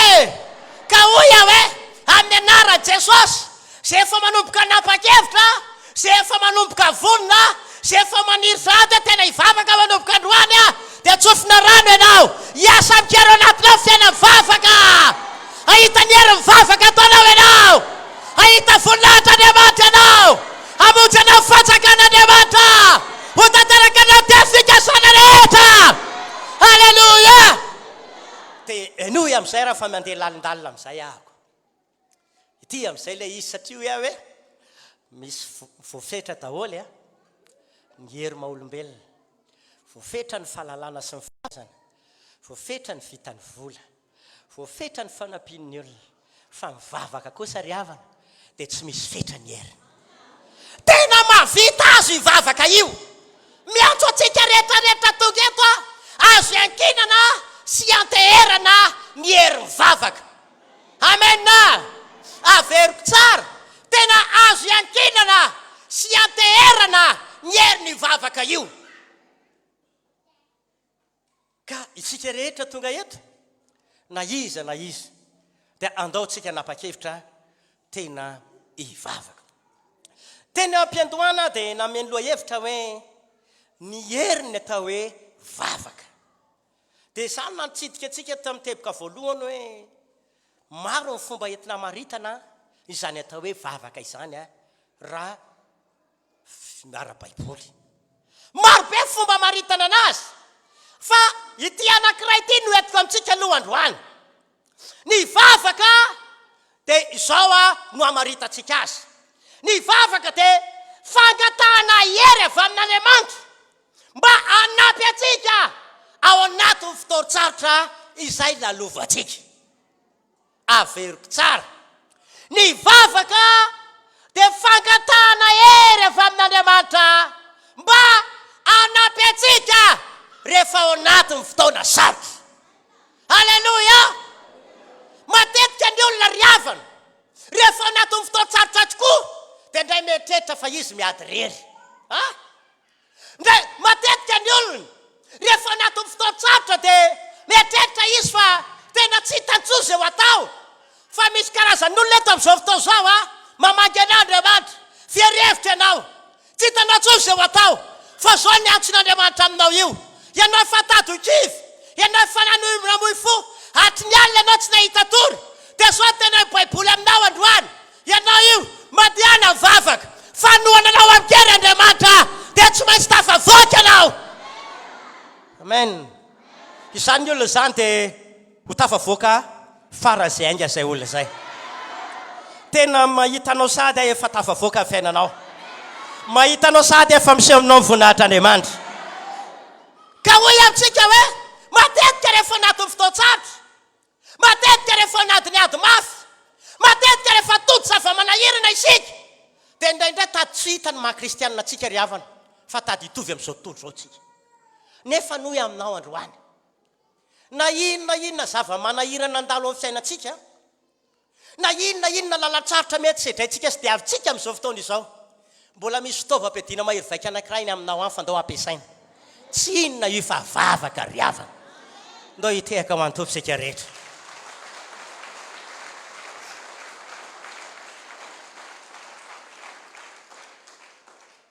Ny vavaka hoy aho dia fangatahana hery avy amin'Andriamanitra. Mba ninona? Mba hanampy antsika rehefa ao anatin'ny fotoan-tsarotra sy ny zava-manahirana. Amen. Halleluja. Misy fotoana ianao mila tonga saina ry havana hoe misy zava-manahirana tsy hovavanao maha-olombelona intsony. Misy zava-manahirana tsy vitan'ny herin'ny tenanao intsony. Misy zava-manahirana tsy hovavan'ny namanao na mpiara-miasa na mpiara-monina na ny ray aman-dreny niteraka anao. Ndao angana hiankina amin'Andriamanitra hiantso ny heriny. Atsofo ny herin'Andriamanitra. Fa hoy aminareo androany, ilay herin'Andriamanitra teneniko aminareo eto dia afaka hanampy anao hamoaka anao amin'ny fomba mahagaga tsy takatry ny saina. Tafavoaka anao androany. Ho tafavoaka sika rehetra androany. Manoloana zava-manahirana lovanao izao, hamoaka ny amboninahitra Andriamanitra. Hamoaka antsika fomba mahagaga Andriamanitra ma. Halleluja. Amen. Matoa zany ianao hiantso an'Andriamanitra hoe mangataka hery avy aminao Andriamanitra manoloana an'ity zava-manahirana na hoe manoloana izao fotoan-tsarotra lovako izao dia tahaka miteny ianao mila anao Andriamanitra.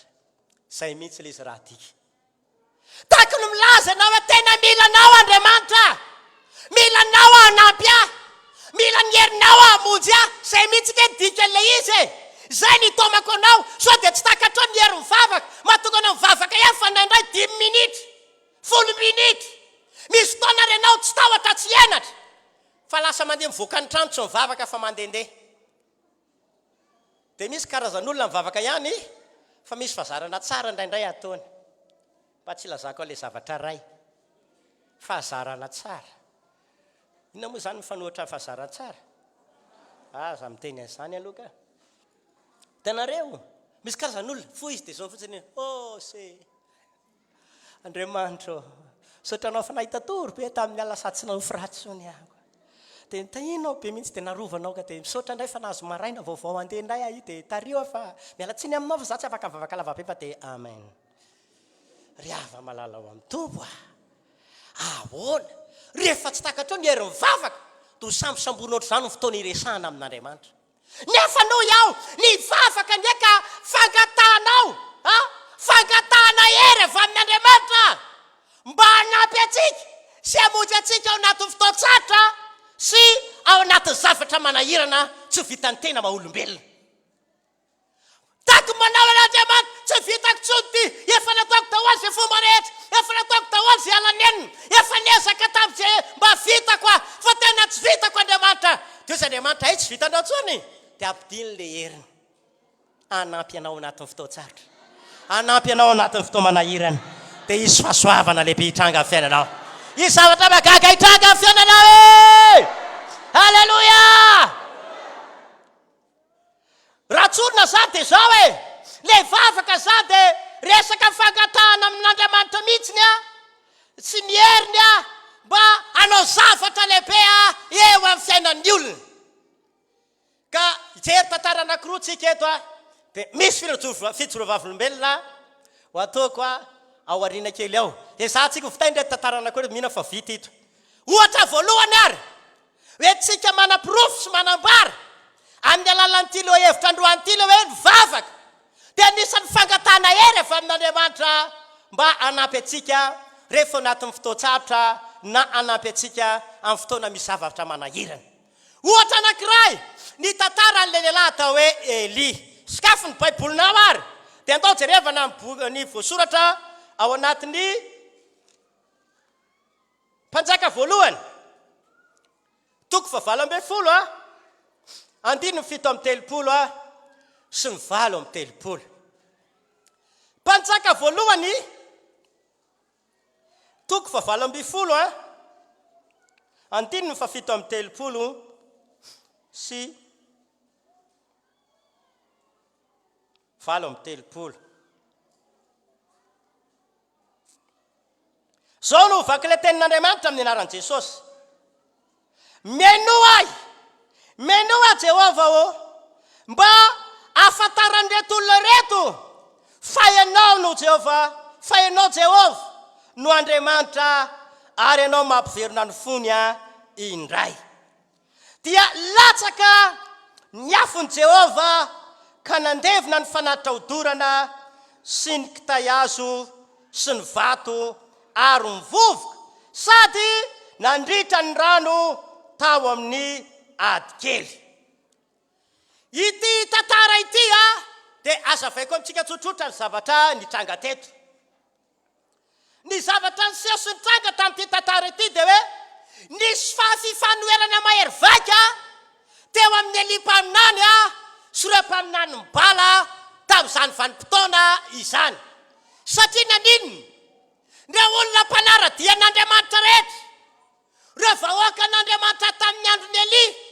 dia zao voalaza ny tenin'Andriamanitra hoe no ny zavatra niseho tao amin'ny fiainana no ny fahasarotana no ny zava-manahirana dia voasarika lasa nanompo sapy voasarika lasa nanompo anibala daholo a ny vahoaka n'Andriamanitra tamin'izany fotoana izany ary ny zavatra nitranga tamin'ny vanim-potoana io a dia zao voalaza ny baiboly hoe nanomboka ny rorosaina ny olona na hoe lasa nisy salasalana teo anatrehan'ny olona hoe iza marina ny Andriamanitra mpamaly vavaka iza marina ny Andriamanitra tokony hivavahana iza marina ny Andriamanitra afaka tokony hotompon'ny olona ka rehefa nanomboka ny rorosaina ny olona rehefa nanomboka lasa nirohatra nanompo ny bala ny olona dia ndray andro ali dia nanomboka ny atso ny fanohatra tamin'ireo mpaminany ny bala nanafanampy izy tamin'izany fotoana izany manao hoe ny atso vahoaka rehetrarehetra izy mandra-pahoviana no irorosaina ianareo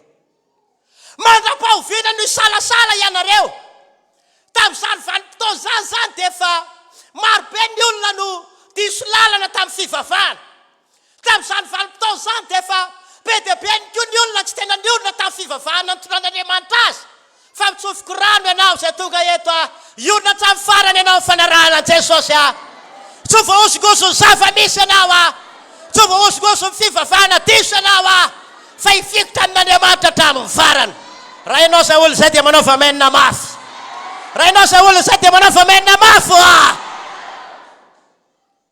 dia rehefa tsy hitany Eli intsony zay natao raha mijery eo aloha etsika dia zao voalaza ny tenin'Andriamanitra hoe Eli rehetra sisany mba mpaminany nanaraka an'Andriamanitra fa sisa zay ny mpaminany mibala fotsiny 500 lahy mpaminany mibala dia zao nataony Eli indray andro manao hoe andao ana fanampy isika fa zay Andriamanitra maly amin'ny hafa dia izy no ekena ho Andriamanitra. Dika zay ry havana nanolona le fotoan-tsarotra ny lalovany Elia, manolona le fotoana manahirana zay sedrainy Elia, dia tsy maintsy niantso fanampiny Andriamanitra izy amonjy azy, anampy azy tao anatin'ilay vanim-potoana sarotra. Satria zao fangatahana nataony Elia, zay Andriamanitra mamaly amin'ny afo, aoka izy no Andriamanitra. Tsy Andriamanitra ngery havana tsy nisy fotoana ka nampianatra to Baiboly rehefa mba mila afo dia mangatahany an-danitra. Sa ahoana? Tsisy an'izany tao anaty Baiboly fa ny an'ny Elia tena fanampy ilay izy. Hoe apetrakintsika eto ny fanatitra, apetrakintsika ambony kitay hazo ny fanatitra, dia zay Andriamanitra mamaly amin'ny afo, dia sao ny inona ekena ho Andriamanitra. Fa ozy ny Baiboly 7:30 nivakitsika teo, nivavaka Elia. Naninona Elia? Nivavaka Elia. Jereo menoa Jehova mba afantaran'ireto olona reto fenao Jehovah-Andriamanitra, ary ianao mampiverina amin'ny fon'ny olona aminao indray. Zay vavaka tsotra nataony Elia dia napidina afo ny herin'Andriamanitra, nilatsaka tao ambony kitay hazo, levina ny fanatitra ary namaly azy Andriamanitra. Haleluya! Anda iorakoraka mafantope.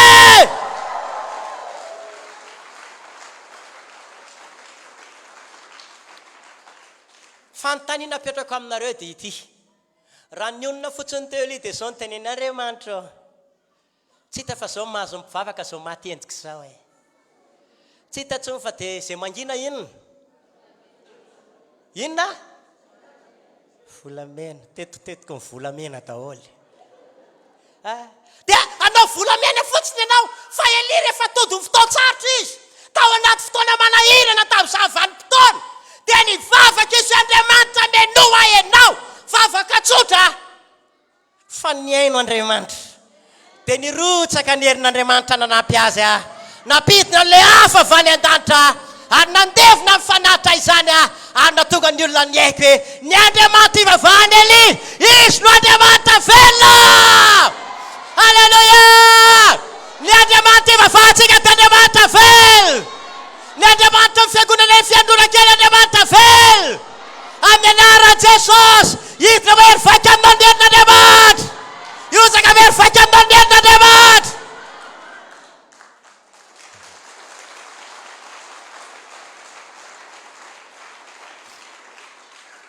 Tena isaorana an'Andriamanitra lehibe ry havana, fa tanteraka le fanambarana ny lazaiko hoe nivavaka dia fangatahana hery avy amin'Andriamanitra hanampy antsika ao anatin'ny fotoana sarotra na fotoana manahirana lalovantsika.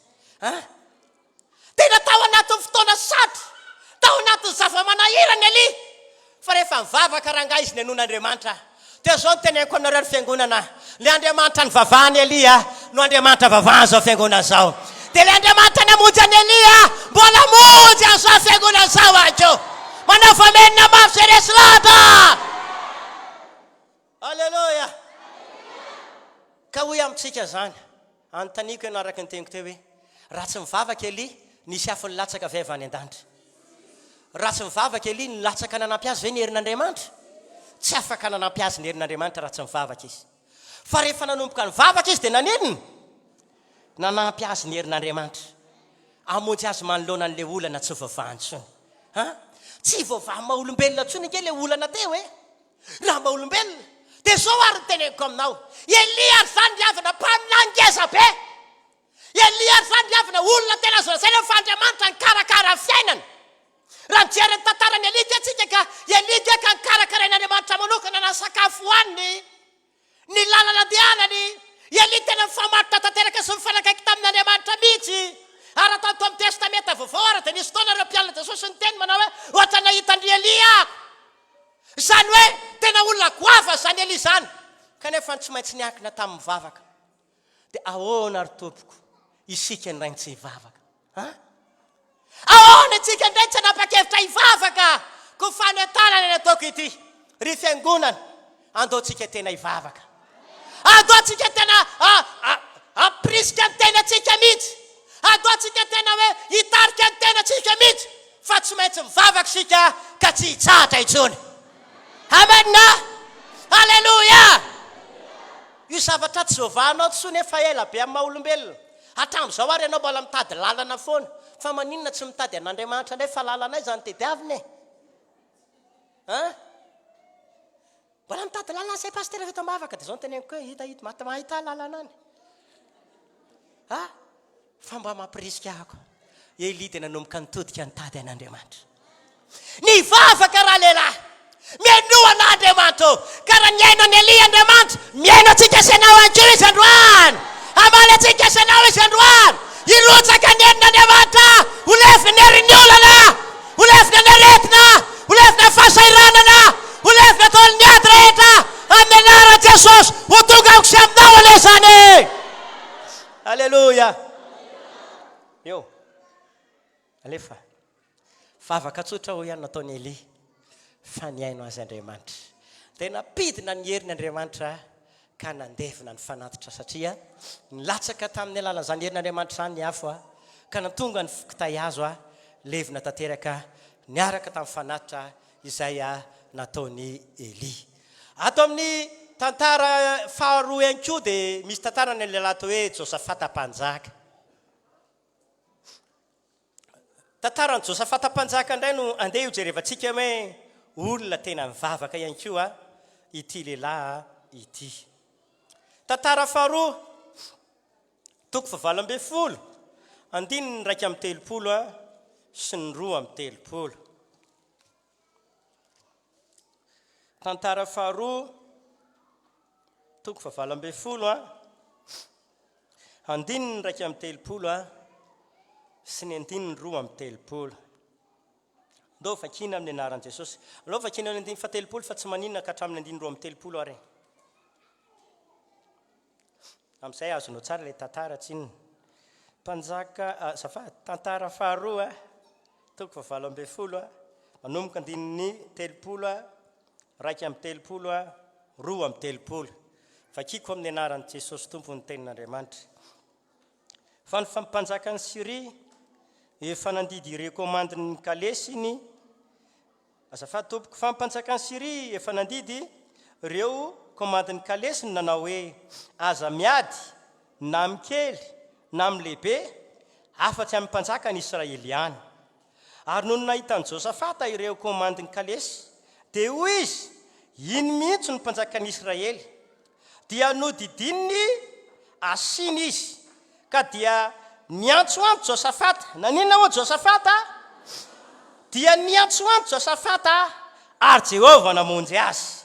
Eny, Andriamanitra nampiala ireo teo aminy ary rehefa hitan'ireo komandin'ny kalesy fa tsy mpanjakan'i Israely izy dia niverina miala taminy ireo.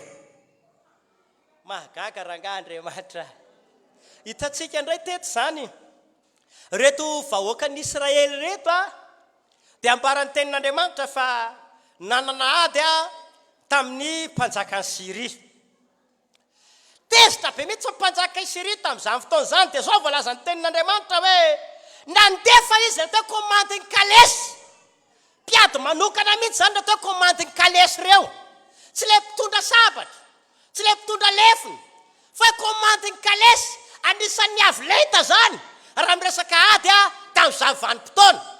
Dia rehefa tezitra ilay mpanjakan'ny Siria dia namebaiko ny komandin'ny kalesy nisy manao hoe mandehana ianareo aza mamono olona na kely na lehibe fa ny mpanjakan'ny Israely any finoana.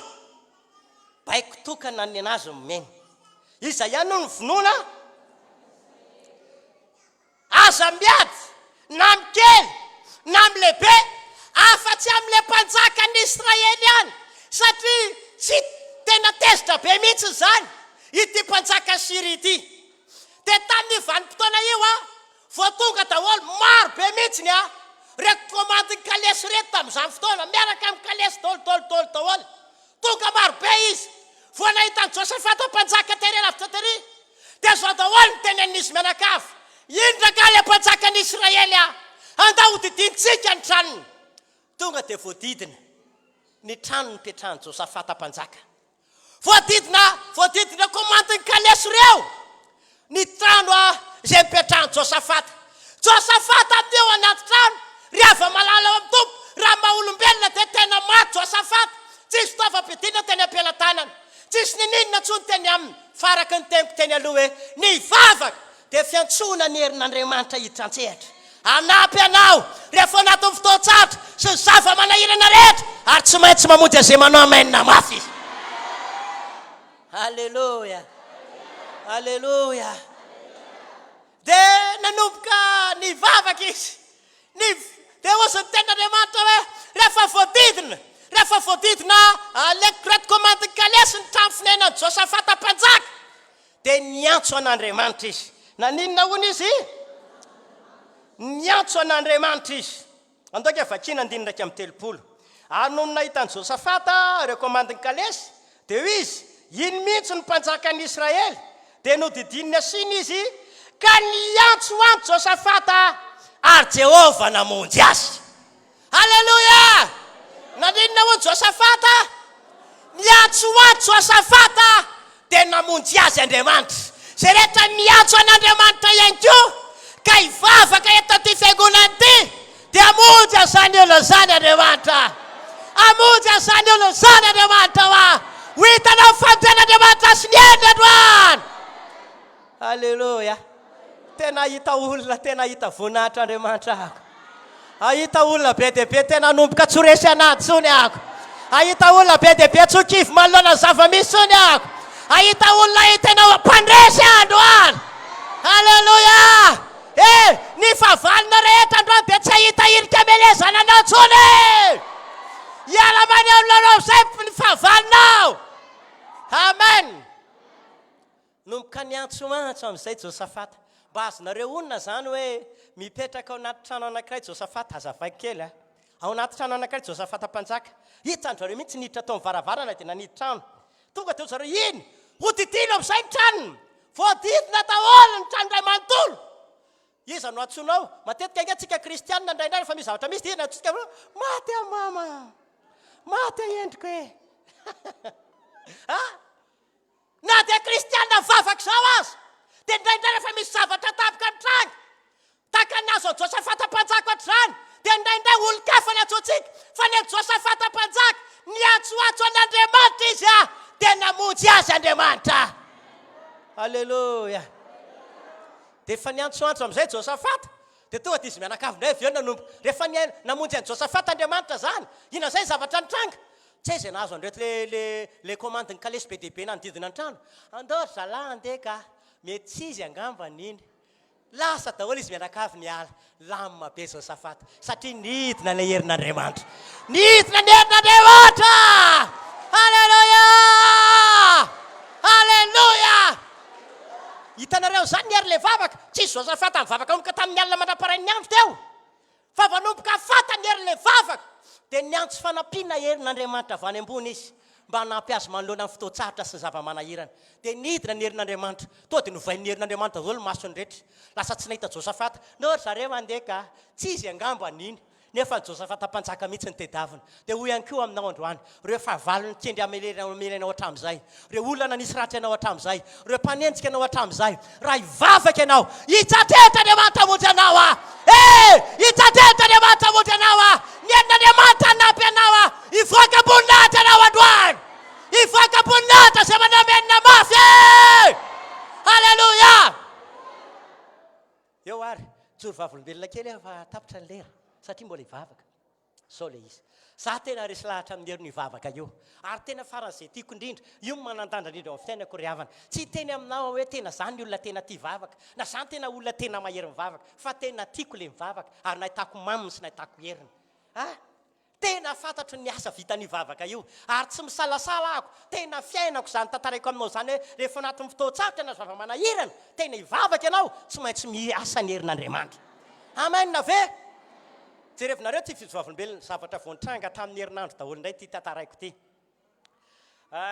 Nisy fianakavianay zay bevoka izy rehefa bevoka izy dia tokony ho teraka tamin'ny alatsinainy 1er février dia efa nety zaza izy dia amin'ny alatsinainy 1er février io zany nety zaza izy efa tsy nety tafapetraka ntsony fa marary ahe tena mijaly ahe manaitaina ahe netina nandehandeha netina taon'le rasazy dia zao le teny le rasazy efa kelikely sisa fa mareta ry vehivavy a dia inona ozy raha zavatra tranga izy amin'ny milakolana tsy netiny janony tokony atalata 2 février mbola tsy teraka ihany izy rehefa nefa prévie tokony ho teraka na latsinainy na talata tsy nety teraka io atalata 2 février amizay mandeha foana ho any amin'ny toilette ahe ohatr'izao ahe mandeha na ozy le rasazy natao daholo ty rehetrarehetra petahana sérum nasina fanafody natao daholo ty exercice ty fa tsy mivoaka le zazakely tsy hitanjareo zay natao verevitra ny vatiny amin'ny efa ila hiakatra ny tension any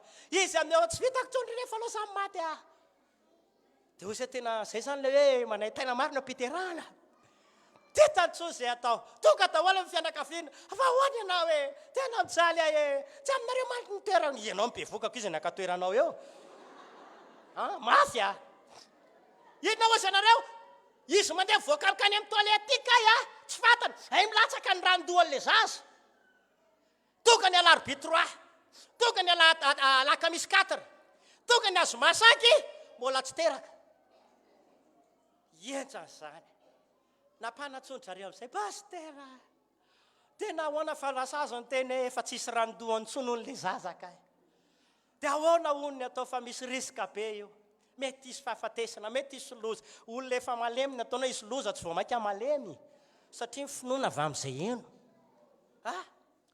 nomboka nikorotana ny fianakaviana ray manontolo ahoana ny atao efa alina kosa vao tonga tao aminay ny azakazaka io azoma arivo le 5 ny azakazaka anakany dia tonga tao amin'le hôpitaly niterana dia le rasazy areo amin'ny teny ngamba nareo tsy maintsy alefa any amin'ny hôpitaly ngeza be tsy maintsy didina ingany fa io zazo io na io zazo io efa sepitra na ianao reny mety ho foaty na ohatrohatra ao misy risika be io fa ahoana ny atao inona ozy ianareo nalaiko izy mivady avy vavaka tsotra amin'ny anaran'i jesosy na tsisy randohany areo dia mivoaka io zay ve eno lasa nody dia nanao tempinoana za ora vitsy androany any tsy mandalina hoe hiditra amin'ny ray maraina na amin'ny 20 alina fa ora vitsy fa efa miomana ny herin'Andriamanitra fa teraka izy inona ozy ianareo vita kelikely mivavaka mivoaka avany ny zaza tsisy randohany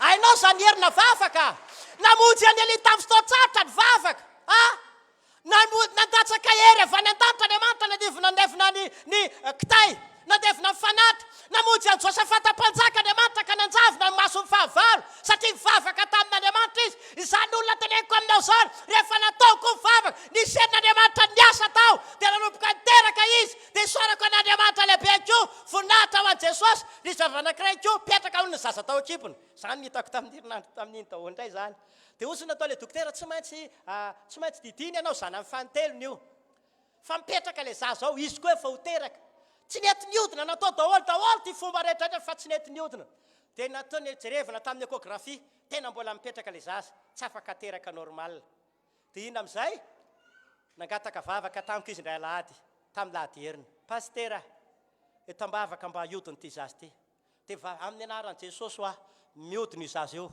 ary teraka normal ny ty vehivavy ty nakany amin'ny sazy famapiteraka anazy an'izay izy natao indray ny fizahana normal tsara afaka miteraka normal tsara zany rehetrarehetra zany vita ny hery mivavaka ka sady teny aminao androany ninninona sy lalatsaratra diavinao zao ninninona zava-manahirana misy amin'ny fiainanao zao manomboka aprosity teny anao hivavaka fa sady teny aminao zay tsy vitan'ny olona namonjena anao vitan'Andriamanitra mamonjy anao zany androany rehefa tena mivavaka anao tahinanao any atokantrano tahintsika tanaty fiangonana amaly vavaka atsika Andriamanitra ahita voninahitra tompo ndao aritsika tena hivavaka amin'izao fotoana zao saotra n'Andriamanitra dia miteny tompo fantatro ny hery mivavaka zany manomboka nio tena iaina amin'ny fiainam-bavaka tena olona ty hivavaka tsy maintsy mivavaka satria izay fanambarany ten'Andriamanitra vavaka sika tompoko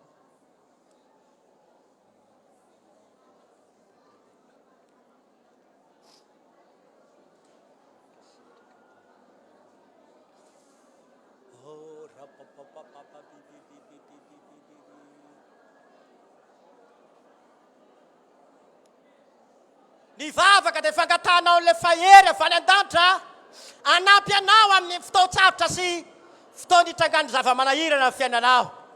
Atsoa izy miantsoatsoa tahaka Josafata. Atsoa Andriamanitra tahaka nataony Elia. Mpanjaka Josafata ary mivavaka. Elia mpaminany ary mivavaka. Ao antsika tsy vavaka ry avanao.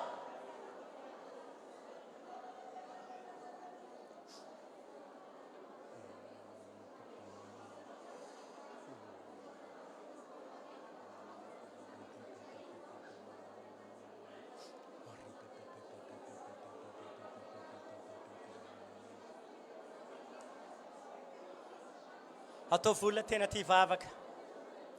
Ataovy tena fiainanay zany mivavaka sany Andriamanitra. Ataovy tena fiainanay ny mivavaka Jesosy. Ataovy takatray amin'izay ny hery mivavaka manomboka androany. Tsy raisinay tahaka ny sazy. Tsy raisinay tahaka ny zavatra mahazatra fotsiny. Fa hanomboka hanandanja aminay ny vavaka manomboka androany. Raisy tena fiainana manandanja indrindra ny fiainanao izany vavaka izany. Aoka tena manandanja indrindra ny fiainanao izany vavaka izany manomboka androany.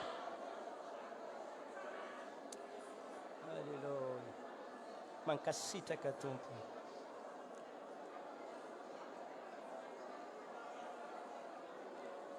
Sotra Jesosy. Nampianatra anay ianao mba tenana. Tsampanay ny hery mivavaka. Fantatra izy zany androany. Fa io vavaka io ihany nafanay mangataka ny herin'Andriamanitra avy any an-danitra. Mba hamonjy anay manoloana amin'ny fotoan-tsavotra sy zava-manahirana rehetra.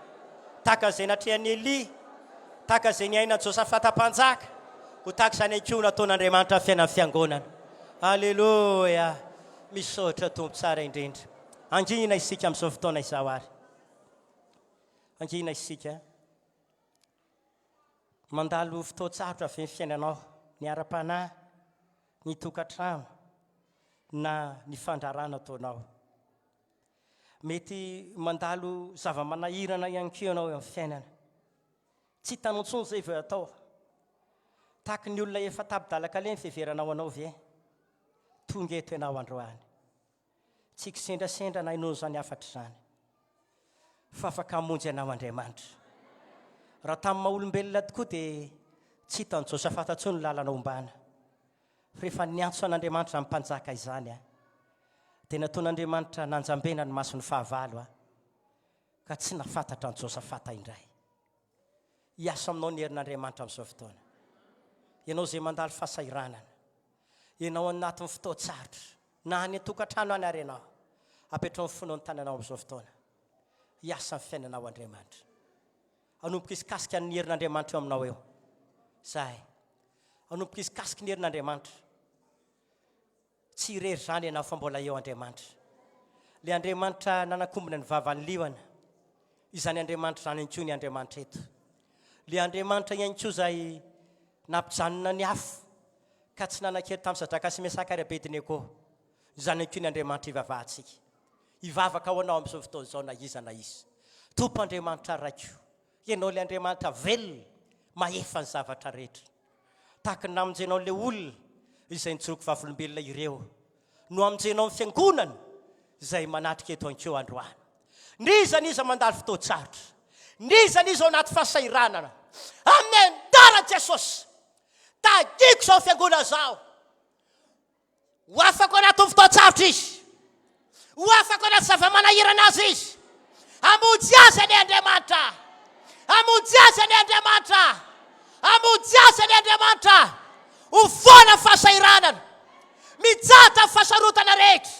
Didina ny anaran'i Jesosy. Restosika ny hery fahavalo.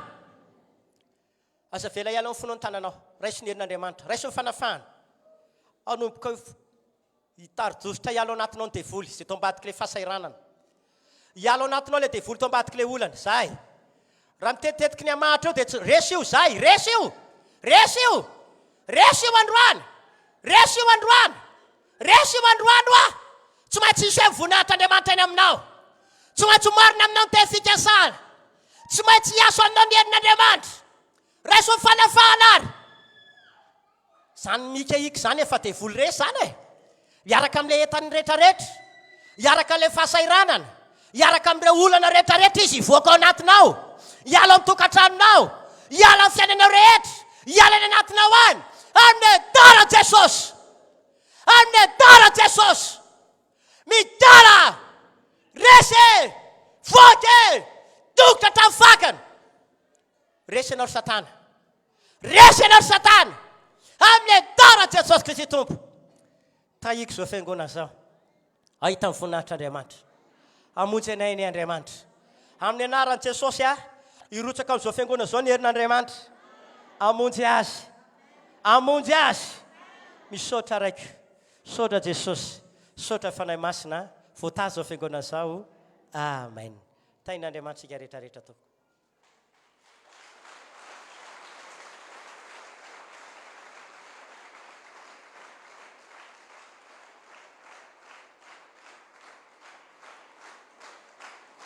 Raha mbola misy mafino zany dia ataovy ihany Andriamanitra omem-boninahitra amin'ny alalan'ny teka izay ataontsika. Halleloia. Dia ny voninahitra moa an'Andriamanitra irery ihany ho farantsika ny fotoana izay niarantsika teto tamin'ity androandroany ity ho famarantsika ny fotoana dia amafisiko ny filazana izay atao amban-javatra ny fiara-miangona andavanandro talata sy ny alakamisy dia ny alady tolakandro tahaka izao tongava foana ianao. Amen na. Andoatsika hitsangana anao hira anankiray dia marana fotoana amin'ny alalan'ny vavaka izany.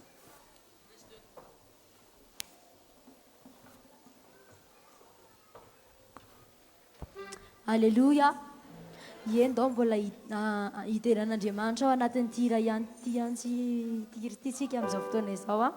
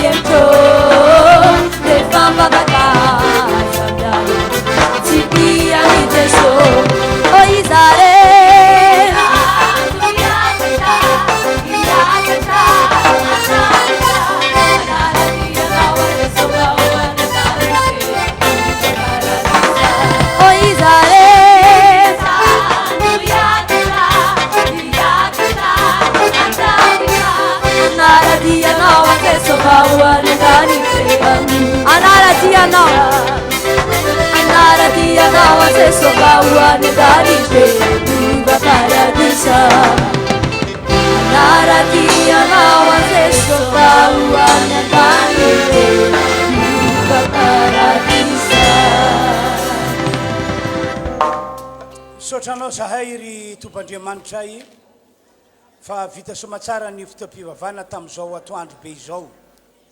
Misaotra ny amin'ny afatra nomenao anay andro farany izao ka dia mitona anay mba hivavaka sy aloka tena vanavavaka ianao sady fitahim-panao anay ananana iantoka idirana any an-danitra izany no famonjena anay manoloana ny ady sy ny olana sy zavatra sarotra trianay eto ambony tany ity. Raha io ho araka izany tokoa ny fiainan'ity fiangonana ity amin'ny anaran'i Jesosy misaotra Tompo. Amen. Dia mirava izany tsika ny mpiandraikitra rehetra izany toa dia mamonjy fotoana atsy daholo tompoko.